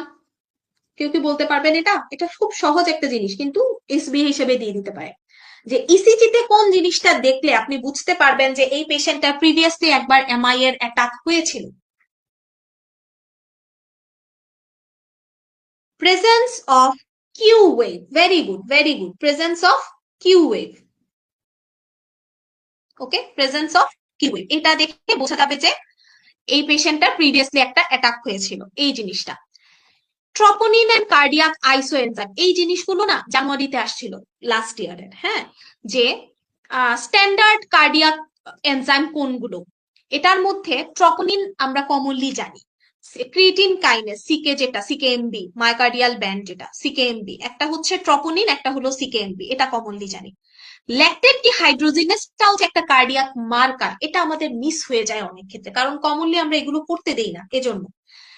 এজন্য মনে রাখতে হবে যে কার্ডিয়াক আইসোএনজাইম বা কার্ডিয়াক মার্কার যদি জানতে চায়, তিনটা মনে রাখবে: troponin, creatine kinase, myocardial band CKMB, আরেকটা হচ্ছে ল্যাকটেট ডিহাইড্রোজিনেজ। এই জায়গাটুকু আমাদের লাগবে। পরে exercise tolerance testing, ETT test, হ্যাঁ, এটাও করা হয়, জাস্ট নাম জানবো। একটা জিনিস জেনে রাখবো যে ইটিটি করার ক্ষেত্রে যেই পেশেন্টদের অ্যাওর্টিক স্টেনোসিস আছে, অ্যাওর্টিক স্টেনোসিস থাকলে উনার ক্ষেত্রে ইটিটি করা যাবে না। ওকে, জাস্ট এটা মনে রাখবো, আর কিছু না। পরে চলে আসি, এগুলো জাস্ট নাম। এমআরআইও করানো যায়, কার্ডিয়াক এমআরআইও আছে, হ্যাঁ। এটার ক্ষেত্রে যে কন্ট্রাস্ট ইউজ করা হয়, এটার নাম হচ্ছে গ্যাডোলিনিয়াম, গ্যাডোলিনিয়াম। ওকে, এগুলো এসবিএ তে দিয়ে দিতে পারে। কার্ডিয়াক এমআরআই এর ক্ষেত্রে যে কন্ট্রাস্ট ইউজ করা হয়, এটার নাম কি? গ্যাডোলিনিয়াম। ওকে, গ্যাডোলিনিয়াম। ওকে, তাহলে এই নামগুলো আমরা জাস্ট জেনে রাখবো, আর কিছু লাগবে না। ইনভেসিভ মেথড কি আছে? মোস্ট কমন ইনভেসিভ মেথড আছে একটাই, যেটা হচ্ছে the mighty coronary angiography. Okay, summary box 59.5 হচ্ছে খুব ইম্পর্টেন্ট এমসিকিউ এর জন্য। করোনারি এনজিওগ্রাফি রিলেটেড টুকটাক কিছু কথা জানবো। এটার মধ্যে 1 নাম্বার যে বুলেটটা, gold standard for imaging coronary anatomy, হার্টের অ্যানাটমি দেখার ক্ষেত্রে গোল্ড স্ট্যান্ডার্ড ইনভেস্টিগেশন কোনটা? Coronary angiography. এটা হচ্ছে হার্টের অ্যানাটমি দেখার ক্ষেত্রে গোল্ড স্ট্যান্ডার্ড ইনভেস্টিগেশন, এটা এসবিএ। ওকে, প্রথম বুলেটটা হচ্ছে একটা এসবিএ। ওকে, তারপরে চলে আসি, এটা থেকে আমরা ব্লক কতটুকু বা স্টেনোসিস হলে এটার সিভিয়ারিটি, কোন জায়গায় স্টেনোসড আছে, কতটুকু, সাইজ কেমন, ওকে, কতটুকু ইস্কেমিয়া হয়েছে এটার কারণে, এই জিনিসগুলো আমরা জানতে পারবো, এবং এটা প্রগনোসিসেও হেল্প করে। ওকে, সো সামারি বক্স 59.5 খুবই গুরুত্বপূর্ণ এমসিকিউ এর জন্য, আর প্রথম লাইনটা আমরা এসবি এর জন্য পড়বো। ডান। চলে আসি সার্জারির ইন্ডিকেশন। ইয়েস, সার্জারির ইন্ডিকেশনটাও আমাদের লাগবে, এটাও আমরা এমসিকিউ এর জন্য পড়বো। যেমন মোর দ্যান 50% যদি লেফটে থাকে, মোর দ্যান 50% যদি প্রক্সিমাল লেফট এন্টেরিয়র ইন্টারভেন্ট্রিকুলারে থাকে, 3টা মেইন করোনারি আর্টারি ডিজিজ যদি হয়, 2টা ভ্যাসেলে যদি থাকে, এগুলো জাস্ট একবার চোখ বুলায় রাখবেন, এগুলো এমসিকিউ তে দিয়ে দিতে পারে। ওকে, সো এটা পড়বো। গেল এসিএস। এসিএস এটা কিন্তু নতুন এডিশন এটা। ওকে, কতটুকু স্টেনোসিস হলে কতটুকু ইয়ে হয়, বেশ কঠিন জিনিস, এটা থেকে প্রশ্ন আসার সম্ভাবনা অনেক কম। তবে হচ্ছে যে কমপ্লিটলি অক্লুডেড হয় আসলে মোর দেন 70% হলে স্টেনোসিস আর কি, মোর দেন 70% এর ক্ষেত্রে কমপ্লিটলি অক্লুশন, এটা জাস্ট একটু দেখে রাখবেন। আচ্ছা, তারপরে চলে আসি আমরা ইনফিনিটি স্টার নাম্বার 3 বললাম, ক্যানুলেশন, এটা বললাম infinity star. 2 number coronary anatomy, infinity star. 3 number topic হচ্ছে কন্ডুইট, ইনফিনিটি স্টার। এই জায়গাগুলো থেকে এসবিএ আসে প্রতিবার। ভেনাস গ্রাফট কোনগুলো ইউজ করি, আর্টারিয়াল গ্রাফট কোনগুলো ইউজ করি। ভেনাস গ্রাফটের ক্ষেত্রে মোস্ট কমনলি আমরা ইউজ করি হচ্ছে long saphenous vein, SBA, most common SBA, এখন পর্যন্ত 6-7 বার আসছে পরীক্ষায়। যে most commonly used venous conduit for CABG কোনটা? Long saphenous vein. ওকে, কেন? কারণ এটার প্যাটেন্সি রেট অনেক ভালো, বসানো ইজি, এটা তোলা ইজি, গ্রাফটাকে আপনার তুলতে হবে না এই জায়গাটা থেকে, তো মানে গ্রাফটাকে তুলে জায়গাটা গ্রাফট বেডে বসানো, এগুলো অনেক ইজি, হারভেস্ট করা ইজি। লেন্থও ভালো, ইজিলি হ্যান্ডেল করা যায়, প্যাটেন্সি রেট ভালো। এজন্য আমরা সব দিক বিবেচনা করে সবচাইতে বেশি কমনলি চুজ করে থাকি লং স্যাফানাস ভেইন। ওকে, লং স্যাফানাস ভেইন এটা মোস্ট কমনলি ভেনাস কন্ডুইটের ক্ষেত্রে এটা ইউজ করা হয়। আচ্ছা, এখন আরেকটা জিনিস দেখা গেছে কি, আমরা যদি আর্লি পোস্ট অপারেটিভ দিনগুলোতে যদি পেশেন্টকে lipid lowering agent, antiplatelet drug মানে একটা এসপিরিন একটা স্ট্যাটিন এই দুইটা যদি খাওয়াতে থাকি, তখন গ্রাফটের এফিকেসিটা আরো বেড়ে যায়, পেটেন্সি রেট আরো লং টার্ম হয়, এটা বলেছেন। তাহলে একটা ভেনাস কন্ডুইট হচ্ছে লং স্যাফানাস ভেইন, আরেকটা ভেনাস কন্ডুইট হচ্ছে শর্ট স্যাফানাস ভেইন, আর কি 3 নাম্বারটা হচ্ছে স্যাফালিক ভেইন। এই তিনটা হচ্ছে আমার মোস্ট কমন ভেনাস গ্রাফট। ওকে, দুইটা এসবিএ পড়াই, এখান থেকে আরো দুইটা এসবিএ পড়াই। বলেন তো আপনারা আমাকে, এই লং স্যাফানাস ভেইনটা ধরেন একটা সিনারিও দিয়ে দিল যে একটা পেশেন্টের সিএবিজি করা হচ্ছে, তো সার্জন চুজ করলেন যে না আমি গ্রাফট হিসেবে লং স্যাফানাস ভেইনটাকেই চুজ করলাম, আমি এটা তুলব। তো উনি এটা লং স্যাফানাস ভেইন পর্যন্ত উনি অ্যাপ্রোচ করলেন। এখন ওইখানে যাওয়ার পরে উনাকে একটু কশাসলি এই জায়গাটা হ্যান্ডেল করতে হবে লং স্যাফানাস ভেইনকে। কারণ কি, কারণ এটার সাথে একটা নার্ভ আছে, ঠিক এটার সাথেই বন্ধুর মতো একদম পাশে নার্ভ একটা লাগানো থাকে। এই নার্ভটার নাম কি? এরকম একটা সিনারিও যদি দিয়ে বলে যে আমি নার্ভটার নাম জানতে চাই, কোন নার্ভটা লং স্যাফানাস ভেইনের সাথে একদম একসাথে লাগানো থাকে, যে এই ভেইনটাকে পেলে সাথে এই নার্ভটাকেও পাবেন, বলতে পারবেন কি কেউ? এটা কিন্তু একটা এসবি।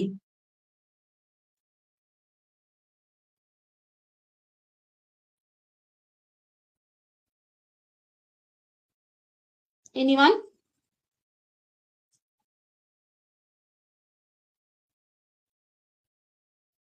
দেখি কে পারেন। আমার কোয়েশ্চেনটা হচ্ছে, লং স্যাফানাস ভেইনটা সাথে একটা নার্ভ থাকে, অ্যাটাচ থাকে একটা নার্ভ, ওই নার্ভটার নাম কি বলেন?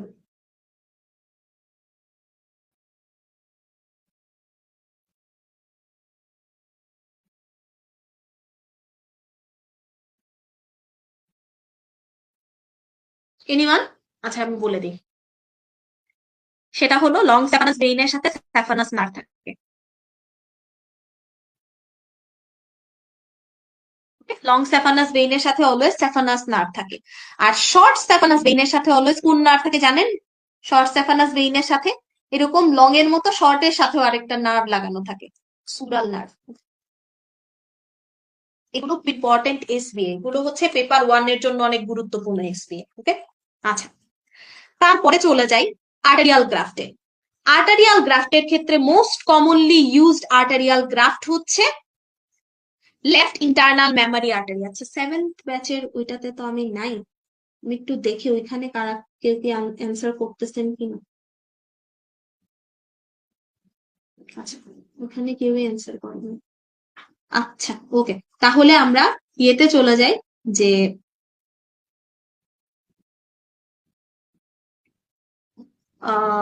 আর্টারিয়াল গ্রাফটের ক্ষেত্রে। আর্টারিয়াল গ্রাফটের ক্ষেত্রে হচ্ছে most commonly used arterial graft হচ্ছে left internal mammary artery, LIMA. Okay, এটাই মোস্ট কমনলি আমরা ইউজ করি। তো কারণ এটার প্যাটেন্সি রেট হচ্ছে 10 বছরে মোর দেন 95%, খুবই খুবই খুবই ভালো প্যাটেন্সি রেট এটা। আর অল্টারনেটিভ হিসেবে আমরা রেডিয়াল আর্টারিটাকেও ইউজ করতে পারি, অল্টারনেটিভ হিসেবে আমরা রেডিয়াল আর্টারিটাকে ইউজ করতে পারি। তো প্রশ্ন হতে পারে যে আর্টারিয়াল গ্রাফট কখন ব্যবহার করব আর ভেনাস গ্রাফট কখন ব্যবহার করব। আসলে এটার ক্ষেত্রে হ্যাঁ হ্যাঁ আমি বলবো, আমি বলতেছি একটা একটা করে। আচ্ছা এই গ্রাফট গুলো কখন কোনটা ইউজ করা হয়, এটার ক্ষেত্রে মোস্ট কমন হচ্ছে, যেটা মোস্ট কমনলি ইউজ করা হয় সেটা হলো লেফট ইন্টারনাল মেমারি আর্টারি, এই লিমা। এটাই হচ্ছে সব সার্জনরা দেখা যায় ইনভ্যারিয়েবলি চুজ করেন সব ধরনের সিএবিজির ক্ষেত্রে। যদি কোনো কারণে এটা সুইটেবল না হয় কিংবা যদি উনি এটা নিতে না চান, তখন লং স্যাফানাস ভেইনটাও ইউজ করা যায়, মানে অপশন অনেকগুলো। বাট যদি প্রশ্নে আপনাদেরকে এসবিএ তে জানতে চায় যে মোস্ট কমন কন্ডুইট কোনটা কিংবা সিএবিজির ক্ষেত্রে মোস্ট কমনলি ইউজড গ্রাফট কোনটা, তখন আপনারা অবশ্যই সিঙ্গেল বেস্টে লিমা দাগাবেন, লেফট ইন্টারনাল মেমারি আর্টারি এটাই দাগাবেন। এটা হচ্ছে এসবিএ মোস্ট ইম্পর্টেন্ট। আর আলাদা করে যদি বলে দেয় যে আর্টেরিয়াল গ্রাফট কোনটা মোস্ট কমনলি ইউজড, তখন লিমা হবে। আর ভ্যানাস গ্রাফট যদি জানতে চায় তখন লং সেফালাস ভেইন হবে। ক্লিয়ার? ওকে, আচ্ছা। তারপরে আরেকটা জিনিস হচ্ছে যে রেডিয়াল আর্টারির ক্ষেত্রে আপনার প্যাটেন্সি টেস্ট করা হয় অ্যালেন্স টেস্টের মাধ্যমে। এটা একটা এসবি হতে পারে, জাস্ট নামটা মনে রাখেন। এটা হলো কি, একটা পেশেন্টকে ফিস্ট করতে বলবেন, হ্যাঁ, মুষ্টিবদ্ধ হাত বলি না আমরা, ফিস্ট করতে বলবেন। করে ক্লোজ ফিস্ট করে আপনি দুই সাইডে দুইটা আঙ্গুল দিয়ে রেডিয়াল আর্টারি আলনার আর্টারি দুইটা ব্লক করে দেওয়ার ট্রাই করবেন। এই সময়টাতে দেখবেন কি যে পেশেন্টের হাতের কিন্তু ব্লাড সাপ্লাইটা কমে যাওয়ার কারণে হাতটা পেইল হয়ে গেছে। তারপরে আপনি কি করবেন, রেডিয়াল আর্টারিটাতে যে আঙ্গুলটা দিয়ে অক্লুড করে রেখেছেন এটা ঠিক জায়গায় থাকবে, আলনারটা সরাই ফেলবেন। আস্তে আস্তে দেখবেন কি হাতের কালারটা আবার রিস্টোর হচ্ছে, পিঙ্ক কালার আবার আসা শুরু করেছে। এই রিস্টোরেশন অফ দ্য কালার যদি 5 থেকে 7 সেকেন্ডের মধ্যে শেষ হয়ে যায়, মানে বোঝা যাচ্ছে যে আলনার আর্টারিটা ঠিক আছে, প্যাটেন্ট আছে, মানে আপনি রেডিয়াল আর্টারিটাকে গ্রাফট হিসেবে তুলতে পারবেন। আর যদি দেখেন যে না আমার কালার তো আগে জায়গায় আসছে না, মানে আলনার আর্টারিতেও আমার সমস্যা আছে, আমি রেডিয়াল আর্টারিটাকে গ্রাফট হিসেবে ইউজ করতে পারবো না, এই জিনিসটাই দেখা হয় অ্যালেন্স টেস্টের মাধ্যমে। তো এখান থেকে জাস্ট এটা মনে রাখলেই হবে যে অ্যালেন্স টেস্ট আমরা মেইনলি আলনার আর্টারির প্যাটেন্সিটা চেক করার জন্য করে থাকি। ওকে, তারপরে চলে আসি, এই যে দেখেন এগুলো হচ্ছে কম্পিউটার। এই আমরা ইম্পর্টেন্ট পড়াগুলো সব পড়ে ফেলছি, এখান থেকে আর ইম্পর্টেন্ট কিছুই নাই। এখন টুকটাক কিছু জিনিসপত্র আমরা পড়ে ফেলবো। যেমন এটা একটা এসবি হিসেবে আসে যে most common post operative arrhythmia কোনটা। Most common post operative arrhythmia হচ্ছে atrial fibrillation, then sinus tachycardia. Okay, 1 number হচ্ছে অ্যাট্রিয়াল ফিব্রিলেশন, 2 নাম্বার হচ্ছে second most common post operative arrhythmia হচ্ছে সাইনাস ট্যাকিকার্ডিয়া। ওকে, এখানে একটু ফার্মাকোলজি রিলেটেড জিনিসপত্র আছে, এজন্য স্কাই ব্লু কালার করলাম। যে ট্রিটমেন্ট কি দিতে পারি আমরা, পটাশিয়াম দিতে পারি, বিটা ব্লকার দিতে পারি, ওকে, কার্ডিওভার্সন করতে পারি। তো জাস্ট একবার রিডিং দিয়ে রাখবেন, আর কিছু না। কিন্তু most common post operative arrhythmia কোনটা, এটা একটা ইম্পর্টেন্ট এসবিএ। ওকে, তারপরে আমরা চলে আসি পুয়ার কার্ডিয়াক আউটপুট স্টেটে আমরা কিছু সাপোর্ট দিব হার্টের পাম্পিং অ্যাকশন বাড়ানোর জন্য, কন্ট্রাকশন বাড়ানোর জন্য, হার্ট রেট বাড়ানোর জন্য। ওকে, সো এগুলোকে আমরা কি বলি, এগুলো হচ্ছে ওই যে ইনোট্রপ ক্রোনোট্রপ, এগুলো দিই না আমরা। তো কমনলি আমরা কি কি ফার্মাকোলজিক্যাল সাপোর্ট দিয়ে থাকি, এটা হচ্ছে আমরা একটু ফার্মাকোলজির জন্য জেনে রাখবো। ডোপামিন, ডোবিউটামিন, এপিনেফ্রিন, নর এপিনেফ্রিন, এইগুলো, এই এজেন্ট গুলো আমরা নর্মালি ইউজ করে থাকি। ওকে, এখান থেকে আর কিছু লাগবে না। তারপরে খুব সিলেক্টিভ জিনিসপত্র লাগবে। আচ্ছা, একটা মানে এরকম সিএবিজি পেশেন্টের ক্ষেত্রে যে সার্জিক্যাল উন্ড থাকে, এখানের মধ্যে ইনফেকশন হতে পারে, সব ধরনের সার্জিক্যাল উন্ডে ইনফেকশন হতে পারে। কাদের ক্ষেত্রে এটা মোস্ট কমনলি হবে, মোটা সোটা মানুষজন, তারপরে হচ্ছে যাদের ডায়াবেটিস আছে, এটা most common cause of wound infection সবার ক্ষেত্রে, কারণ এটা একটা ইমিউনো সাপ্রেসিভ কন্ডিশন।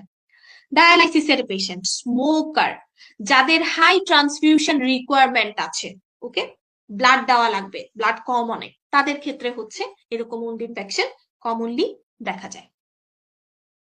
তারপরে আমরা চলে আসি প্রস্থেটিক ভালভে।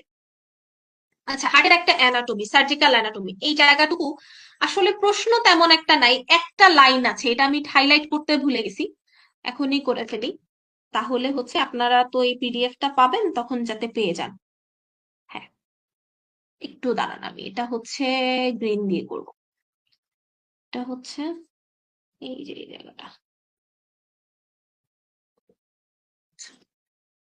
এটা যে বেসিক্যালি এটা একটু দেখেন ছবিটা, এটা হচ্ছে একটা স্কেলেটন, হ্যাঁ, হার্টের একটা স্কেলেটন, বিশেষ করে কোন জায়গাটার, এই ভালভ গুলোর স্কেলেটন। হ্যাঁ, তো এই যে valve, mitral valve, tricuspid valve, আর এই দুইটা সেমিলুনার ভালভ, ঠিক না, যে অ্যাওর্টিক আর পালমোনারি, অর্ধচন্দ্রাকৃতির বলি আমরা। তো এগুলো হচ্ছে একটা আরেকটার সাথে ফাইব্রাস ব্যান্ড দিয়ে লাগানো থাকে, এটাকে আমরা বলি অ্যানুলাস। অ্যানুলাস, এই স্ট্রাকচারটা, স্কেলেটনটা হচ্ছে ফাইব্রাস ব্যান্ড দিয়ে একটা আরেকটার সাথে যুক্ত থাকে, এটাকে বলা হয় অ্যানুলাস অফ দ্য হার্ট। ওকে, এনুলাস বলি আমরা।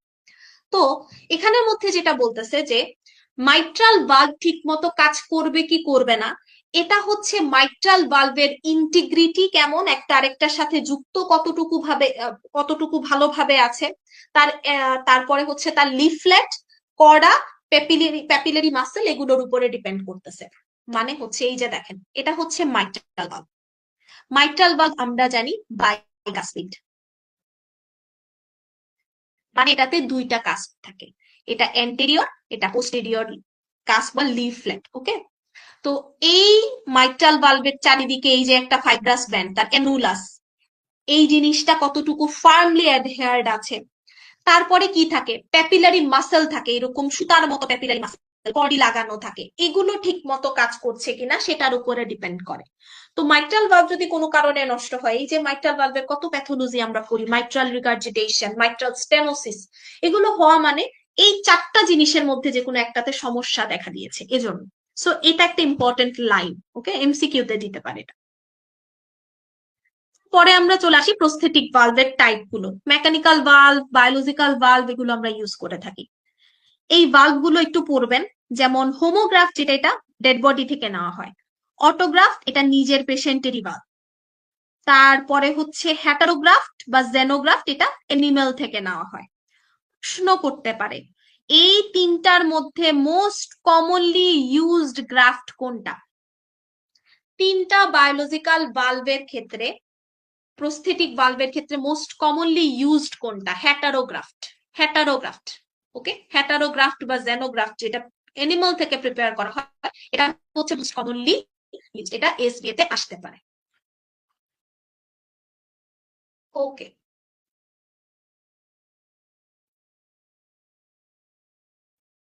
তারপরে চলে আসি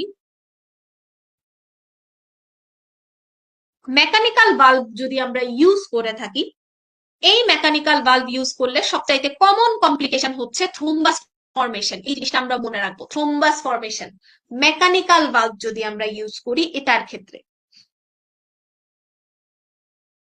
ভেরি ভেরি ইম্পর্টেন্ট একটা মাইক্রোবায়োলজির প্রশ্ন। আপনারা না দেখে বলেন যে প্রস্থেটিক ভালভ আপনি বসালেন, মানে বাইরে থেকে একটা জিনিস আপনার বডিতে এটা বসানো, এটা তো একটা ফরেন পার্টিকেল, ঠিক না? কিন্তু বডি অ্যাডপ্ট করে নেয়। এই প্রস্থেটিক জিনিসপত্র বাইরে থেকে বডিতে, যখন আপনি প্রস্থেটিক জিনিসপত্র বডিতে বসাবেন, এটা হার্টের ভালভ রিপ্লেসমেন্ট হতে পারে, বোনস এর মধ্যে কোনো প্রস্থেটিক ডিভাইস বসানো হতে পারে, থাকে না অর্থোপেডিক বিভিন্ন ধরনের প্রস্থেটিক ডিভাইস। এই প্রস্থেটিক জিনিসপত্রগুলোর ক্ষেত্রে ইনফেকশন করে কোন ব্যাকটেরিয়া? যদি এসবিএ আসে, এখানে কিন্তু এই চারটাতে অনেকগুলো নাম আছে, এসবিএ টা জানতে চাচ্ছি একদম স্পেসিফিক কোন ব্যাকটেরিয়া করে। Which one?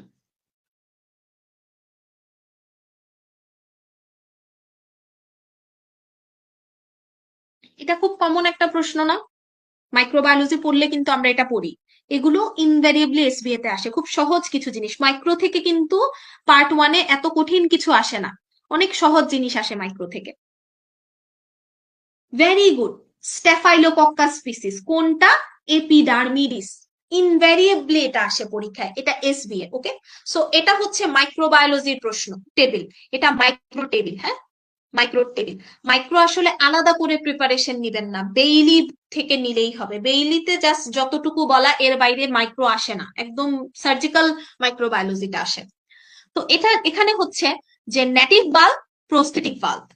Native bulb R prosthetic বাল্বের মধ্যে, নেটিভ মানে নিজের বডি, যেটা প্রস্থেটিক বাইরে থেকে যেটা বসানো হলো সেটা। তো এগুলোতে মোস্ট কমনলি কি কি করে আমরা সবগুলোই পড়বো এমসিকিউ এর জন্য। এসবি এর জন্য একটাই জানবো, ওভারঅল ইনফেক্টিভ এন্ডোকার্ডাইটিস এর জন্য দায়ী স্টেফাইলোকক্কাস এপিডার্মিডিস। এটা আমরা এসবি এর জন্য পড়বো। এমসিকিউ এর জন্য সবগুলোই একবার রিডিং দিব। ওকে, এটা হচ্ছে আমার এসবি এর জন্য দরকার। ডান। তারপরে আর কি আছে? আচ্ছা, আরেকটা কথা হচ্ছে সিএবিজি করতে গেলে পেশেন্টটাকে আগে থেকেই ফুললি হ্যাপারিনাইজড করে রাখতে হবে, হ্যাপারিন দিয়ে রাখতে হবে। ওকে, আচ্ছা, হ্যাপারিন দেওয়ার পরে তারপরে আপনি অপারেশন করে ফেললেন, করার পরে ধরেন প্রস্থেটিক আর এখানের মধ্যে যেটা বলতেছে যে মাইট্রাল ভালভ সার্জারি বলেন, মানে বড়সড় সার্জারির ক্ষেত্রে পেশেন্টটাকে কি করতে হবে, সার্জারি করার পরে আপনাকে অবশ্যই কি করতে হবে, অ্যান্টি থ্রোম্বোটিক থেরাপিতে যেতে হবে, মানে ওয়ারফেরিন দিতে হবে, অ্যান্টিকোয়াগুলেন্টে রাখতে হবে তাকে, এটাই বলছে। এই জিনিসটা নতুন দেখলাম যে 27th এডিশনে যেটা বলা ছিল যে যদি কোনো প্রস্থেটিক ডিভাইস বডিতে বসানো থাকে তাহলে এই পেশেন্টটাকে অবশ্যই অ্যান্টিবায়োটিক প্রোফাইলেক্সিসে রাখবেন পোস্ট অপারেটিভলি, কিন্তু 28th এডিশনে এসে এটা চেঞ্জ হয়ে গেছে। এখানে বলতেছে দরকার নাই। ইভেন একটা প্রস্থেটিক ডিভাইস বসানো পেশেন্ট যদি ডেন্টাল সার্জারি করাইতে যায়, এগুলিতে কিন্তু অর্গানিজমের অ্যাটাক হওয়ার চান্স তো অনেক বেশি থাকে। তখনও বলতেছে যে prophylactic antibiotic are not required, দরকার নাই, এটা রিসার্চে পাওয়া গেছে, দরকার নেই। সো এটা একটা নতুন ইনফরমেশন। যাই হোক, পরে চলে আসি। এখানে আমি দুইটা জিনিস আপনাদের কাছে যেটা জানতে চাচ্ছিলাম যে what is the antidote for heparin, antidote of heparin কোনটা? হ্যাপারিনের অ্যান্টিডট কোনটা? ধরেন হ্যাপারিন অনেক বেশি হয়ে গেল একটা পেশেন্টের, ঠিক না? তো আপনি হচ্ছে গিয়ে এই পেশেন্টটাকে রিভার্স করবেন না, তার ব্লিডিং বন্ধ করবেন না, তো এটার ক্ষেত্রে হচ্ছে আপনি কি দিবেন অ্যান্টিডট?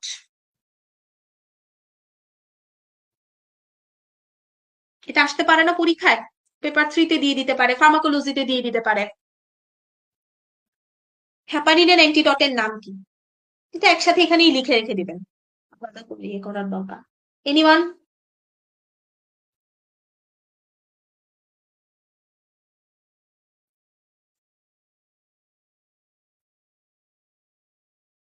নো, হ্যাপারিনের অ্যান্টিডট আপনি যেটা বলেছেন, very good, vitamin K, but it's not the antidote of heparin. Vitamin K হচ্ছে ওয়ারফেরিনের অ্যান্টিডট, ভিটামিন কে হচ্ছে ওয়ারফেরিনের অ্যান্টিডট।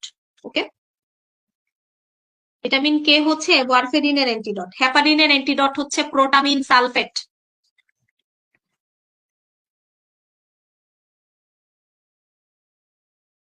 হ্যাপারিনের অ্যান্টিডট হচ্ছে প্রোটামিন সালফেট। ওকে, একসাথে লিখে রেখে দিবেন। ওকে, তারপরে চলে আসি। এখান থেকে আর কিছুই লাগবে না, এরপরে আমরা খুব ইম্পর্ট্যান্ট একটা জিনিসে চলে যাই। আচ্ছা, মাইট্রাল স্টেনোসিসের ক্ষেত্রে একটা জিনিস মনে রাখবেন, এটা পেপার 3-তে দিয়ে দিতে পারে। Most common cause of mitral stenosis হচ্ছে রিউমেটিক ফিভার, যে এই পেশেন্টের আগে রিউমেটিক ফিভার ছিল, এরপরে মাইট্রাল ভালভটা স্টেনোসড হয়ে গেছে।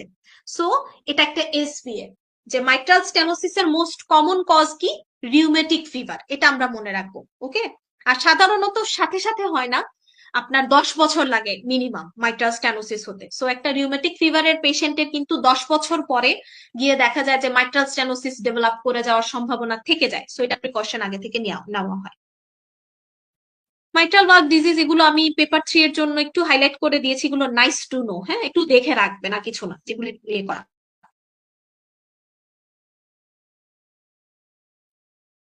আচ্ছা, আর একটা ইম্পর্টেন্ট ইনফরমেশন বলা আছে এখানের মধ্যে, ফিটাল সার্কুলেশনের কিছু চেঞ্জেস এর কথা বলা আছে। ফিটাল সার্কুলেশনের কিছু চেঞ্জেস, এটা হচ্ছে এমব্রায়োলজিতে ফিটাল সার্কুলেশন যেটা, ওইটাই ভালো করে পড়বেন। এখানে কিছু বলে নাই, এখানে বলছে জাস্ট যে প্রিমিটিভ হার্ট টিউব 12 সপ্তাহের মধ্যেই, ফিটাল লাইফের 12 সপ্তাহের মধ্যেই প্রিমিটিভ হার্ট টিউব তৈরি হয়ে যায়। এখানে একটা জিনিস সুন্দর করে বলা আছে, সেটা হলো যে নর্মালি কি হয়, ফিটাল লাইফে হচ্ছে লাংস তো এক্সপান্ডেড থাকে না, লাংস একদম কোলাপসড থাকে, কারণ এই সময়টাতে তো বাচ্চা ওইরকম, মানে আপনার শ্বাস নেওয়ার কিছু নাই, লাংসটা ওইখানে এয়ার থাকে না। সো দেখা যায় কি পালমোনারি রেজিস্ট্যান্সটা অনেক হাই থাকে। কিন্তু আহ যখন জন্মের পরপরই বাচ্চার যে ফার্স্ট ক্রাইটা, যখন প্রথমবার কান্না করে, এর সাথে সাথে এই বাতাসটা ঢুকে গেল লাংসের ভেতরে, লাংস এক্সপান্ড হয়ে গেল, তখন রেজিস্ট্যান্স ফল করে যায়, ফ্লো বেড়ে যায়, পালমোনারি ব্লাড ফ্লো বেড়ে যায়। এই সাথে সাথে কিন্তু ফিটাল সার্কুলেশন থেকে সার্কুলেটরি কিছু চেঞ্জেস চলে আসে। কিরকম, যেমন এখানে একটা সুন্দর ছবি দেওয়া আছে যে আমাদের অ্যাডাল্ট ব্লাড সার্কুলেশনের সাথে ফিটাল ব্লাড সার্কুলেশনের পার্থক্য থাকে 3টা জিনিসে। ফিটাসের ক্ষেত্রে 3টা শান্ট থাকে, মানে অল্টারনেট রাস্তা থাকে হার্টের মধ্যে। একটা হচ্ছে ফোরামেন ওভালি, আর একটা হচ্ছে ডাক্টাস আর্টেরিওসাস,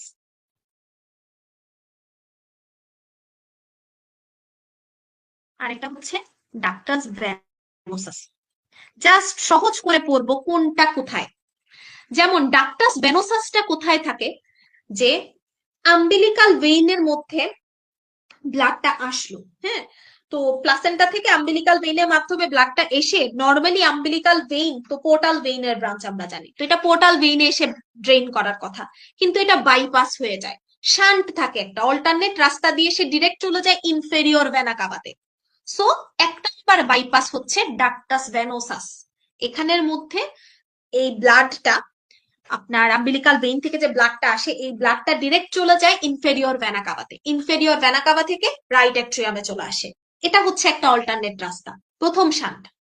2 নাম্বার শান্ট হচ্ছে ফিটাসের ক্ষেত্রে ফোরামেন ওভালি। সেটা হলো কি, যে রাইট অ্যাট্রিয়াম থেকে নর্মালি রাইট ভেন্ট্রিকলে ব্লাড যাওয়ার কথা, কিন্তু ফিটাসের ক্ষেত্রে রাইট অ্যাট্রিয়াম আর লেফট অ্যাট্রিয়ামের মাঝখানে একটা ছিদ্র থাকে, যেটাকে আমরা বলি ফোরামেন ওভালি। সো দেখা যায় রাইটের ব্লাড লেফটের সাথে মিক্স হয়ে যায়, এই একটা বাইপাস। 3 নাম্বার বাইপাস থাকে এখানে, ডাক্টাস আর্টেরিওসাস। এই যে বড় দুইটা গ্রেট ব্লাড ভেসেল বলি না আমরা, একটা হচ্ছে অ্যাওর্টা, একটা হচ্ছে পালমোনারি ট্রাঙ্ক, এই দুইটার মধ্যে আরেকটা বাইপাস রাস্তা থাকে, যেটাকে আমরা বলি ডাক্টাস আর্টেরিওসাস। এই 3টা জিনিসের নাম মনে রাখবেন। জন্মের পরপরই এই তিনোটাই কিন্তু মোটামুটি ক্লোজ হয়ে যায়, শাটডাউন হয়ে যায়। ওকে, 30 মিনিটের মধ্যে বলা হয়ে থাকে। প্রশ্ন আসে, এই 3টার মধ্যে যদি আপনাদেরকে বলা হয় সবার আগে কোনটা বন্ধ হয়, অ্যান্সার কি হবে? 3টাই কিন্তু জন্মের পরপরই বন্ধ হয়ে যায়, উইদিন 30 মিনিটস। কিন্তু যদি আপনাদের কাছে জানতে চাই যে এই 3টার মধ্যে সবার আগে কোনটা শাটডাউন হয়, কেউ কি বলতে পারবেন?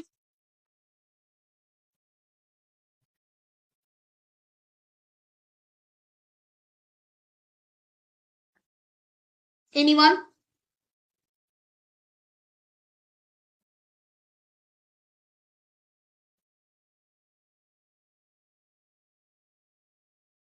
Very good, very good, foramen ovale. 80% মানুষজনের ক্ষেত্রে দেখা যায় সবার আগে ফোরামেন ওভালিটাই শাটডাউন হয়ে যায়। 20% কেসেসে এটা পারসিস্ট করে যায় ফোরামেন ওভালি, পুরোপুরি অবলিটারেট হয় না। যাদের ক্ষেত্রে অবলিটারেট হয় না তাদের ক্ষেত্রেই পরবর্তী সময়ে এটা হয়ে যায় অ্যাট্রিয়াল সেপ্টাল ডিফেক্ট বা এএসডি। এটার কথা এখানে বলছে, আর কিছু না, একদম সহজভাবে আমরা বললাম। ওকে, সো কঠিন করে পড়ার কিছু নাই, এখানে একদম সহজ কথাবার্তা। এখন যেটা আপনাদেরকে করতে হবে সেটা হলো সায়ানোটিক হার্ট ডিজিজ কি কি আছে, এ সায়ানোটিক হার্ট ডিজিজ কি কি আছে। ওকে, সায়ানোটিক কি কি আছে, এ সায়ানোটিক হার্ট ডিজিজ কি কি আছে, এগুলো হচ্ছে সুন্দর করে জাস্ট নামগুলো নিজেদের খাতায়, নোট খাতায় এখান থেকেই পয়েন্ট গুলো টুকে রেখে দিবেন। এটা এসবি এর জন্য গুরুত্বপূর্ণ, এমসিকিউ এর জন্য গুরুত্বপূর্ণ, আমরা সবসময় এগুলো পড়ে আসতেছি, জাস্ট হচ্ছে একটু নোট ডাউন করে রেখে দিব নামগুলো, জাস্ট আর কিছু না। ওকে, আচ্ছা, এখন একটা ইম্পর্টেন্ট এসবিএ হচ্ছে এই যে হার্ট ডিফেক্ট গুলো, এগুলো কিন্তু অ্যান্টিনেটালি ডায়াগনোসিস করা যায়। এই হার্ট ডিফেক্ট গুলো কখন? 16 থেকে 18 সপ্তাহ, এটা একটা ইম্পর্টেন্ট এসবিএ। এটা এমব্রায়োলজিতে দিতে পারে, এটা পেপার 1-এ দিতে পারে, এটা পেপার 3-তে দিতে পারে। ওকে, সো অ্যান্টিনেটালি আমরা যদি হার্ট ডিফেক্ট ডায়াগনোসিস করতে চাই কখন করব? 16 থেকে 18 সপ্তাহে করব, 16 থেকে 18 সপ্তাহে। ওকে, ডান। তারপরে চলে আসি, এখানে কিছু জিনিসপত্র সায়ানোটিক, এসায়ানোটিকের কথাবার্তা বলা আছে। আচ্ছা, তো আপনাদের কাছে যদি আমি জানতে চাই যে which one is the most common cyanotic heart disease, সবচাইতে কমন সায়ানোটিক হার্ট ডিজিজ কোনটা, যদি এসবি আসে অ্যান্সার কোনটা হবে? সবচাইতে common cyanotic heart disease, anyone?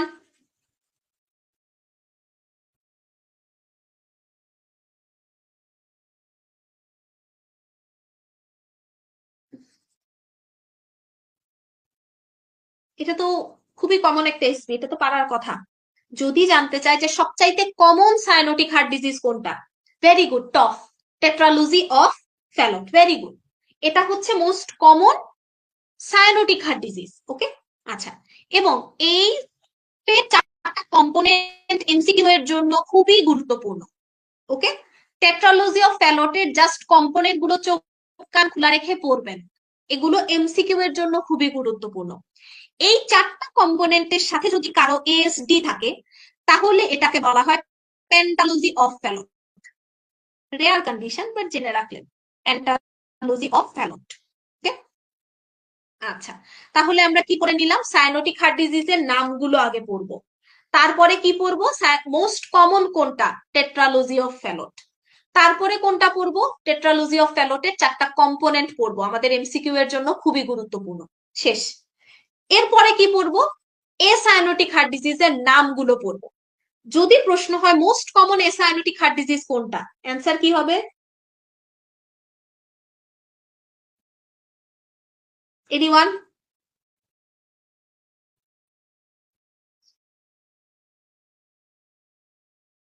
Which one is the most common acyanotic heart disease?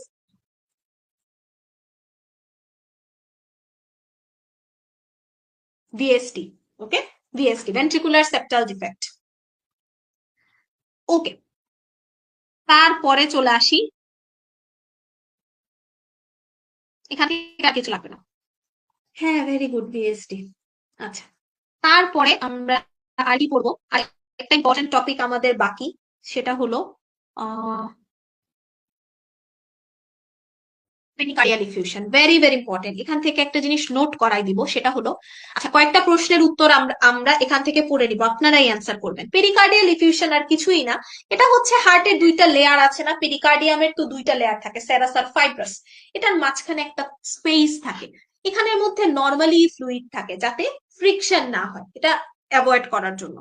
কিন্তু কোনো কারণে যখন এই স্পেসটার মধ্যে, এই পেরিকার্ডিয়াল স্পেসটার মধ্যে অনেক বেশি পরিমাণে ফ্লুইড জমা হয়ে যাবে এবং এটা বাইরে থেকে হার্টটাকে চাপ দিবে, তখন এটা একটা প্যাথোলজিক্যাল কন্ডিশন। তিনটা জিনিস একসাথে পড়ে নিব। সেটা কি? নর্মালি আমাদের পেরিকার্ডিয়াল ক্যাভিটিতে 2 লিটার পর্যন্ত ফ্লুইড থাকতে পারে ফিজিওলজিক্যালি। মোর দ্যান 2 লিটার যদি হয়, সরি, ফিজিওলজিক্যালি 2 লিটার পর্যন্ত ধারণ করতে পারে সে। যখন 2 লিটারের বেশি ফ্লুইড জমা হয়ে যাবে, তখন এই যে জমা হওয়া ফ্লুইড, এই কন্ডিশনটাকে বলি আমরা পেরিকার্ডিয়াল ইফিউশন।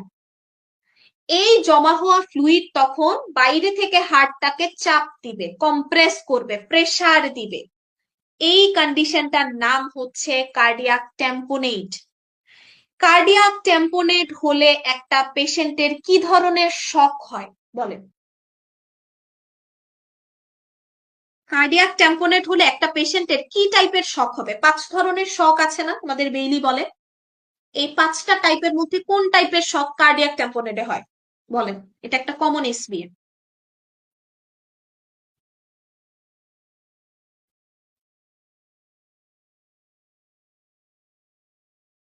এনিওয়ান? এগুলো পারতে হবে।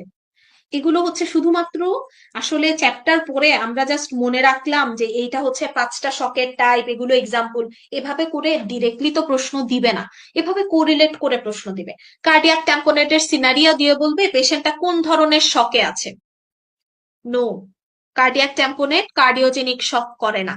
বলেন, আর কে কি বলতে চান বলেন? এনিওয়ান?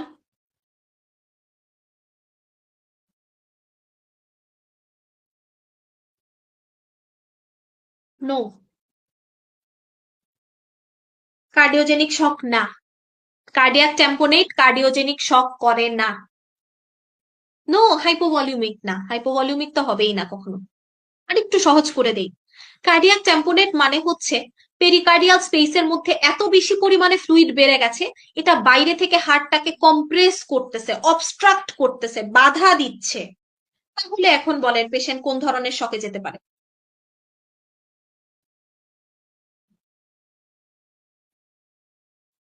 এখন বলেন কোন টাইপের শকে যেতে পারে? অবস্ট্রাকটিভ শক। অবস্ট্রাকটিভ শক, এগুলো ভুল করলে হবে না। সো এখানে আমি বলি পেরিকার্ডিয়াল ইনফিউশন থেকে কি হতে পারে? কার্ডিয়াক ট্যাম্পোনেট হতে পারে।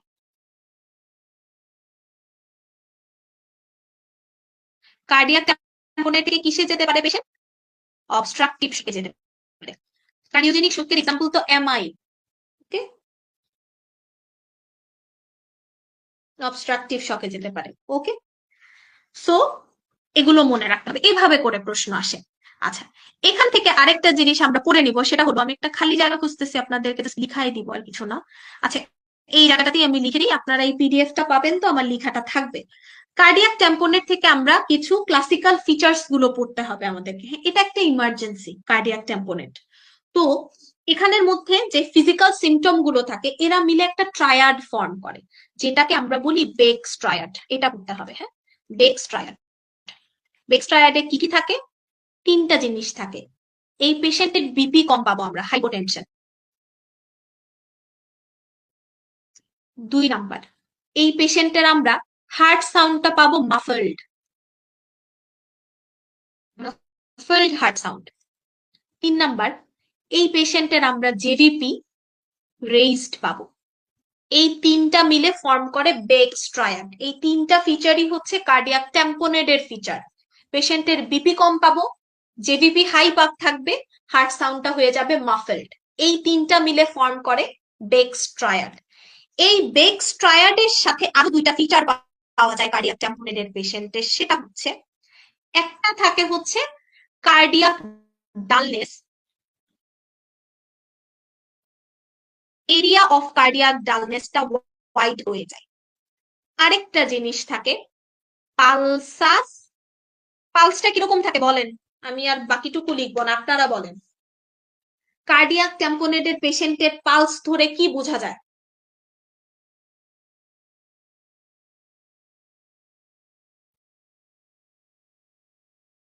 পালসাস কোনটা থাকে, কোন ধরনের পালস থাকে?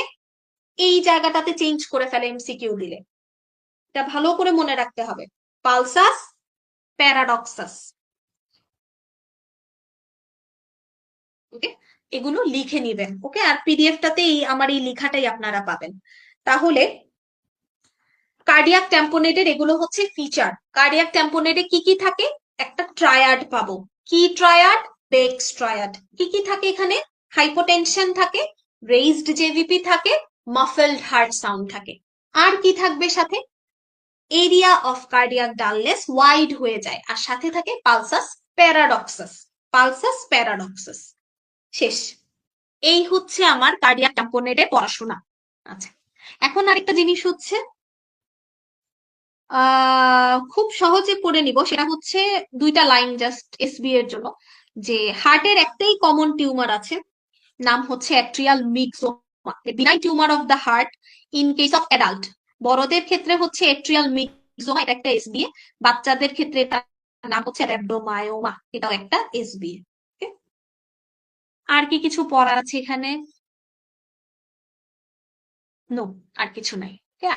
আর কিছু নেবেন। তাহলে এই ছিল আজকের কার্ডিয়াক সার্জারি। এখন আপনারা বলেন, আপনারা কি বুঝছেন? মানে ক্লিয়ার হলো কি? একদম সিলেক্টিভ যে জায়গাগুলো আমি বারবার বলছি, এগুলো ভালো করে দাগাবেন, এগুলো ভালো করে পড়বেন। হ্যাঁ, এই জায়গাগুলো থেকেই প্রশ্ন প্রিভিয়াসলি অনেকবার আসছে এবং রিপিটেডলি আসতেই থাকবে। সো আপনাদের কি ক্লিয়ার হয়েছে? কার্ডিয়াক সার্জারি চ্যাপ্টারটা বুঝেছেন?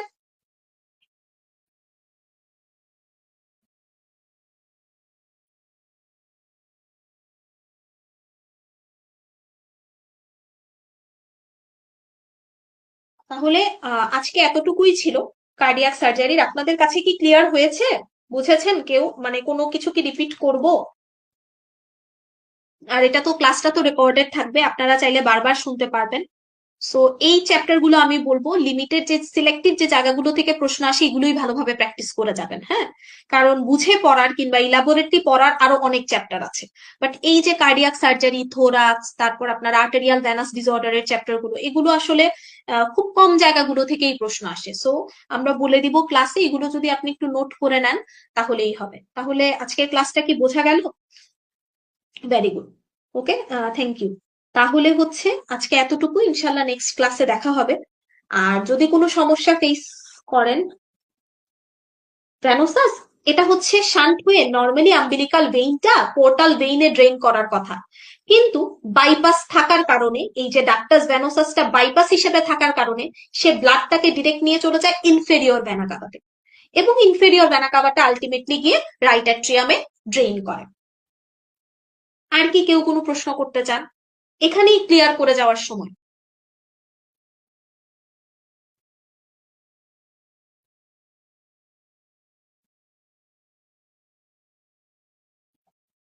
আচ্ছা, ওকে, তাহলে ক্লিয়ার।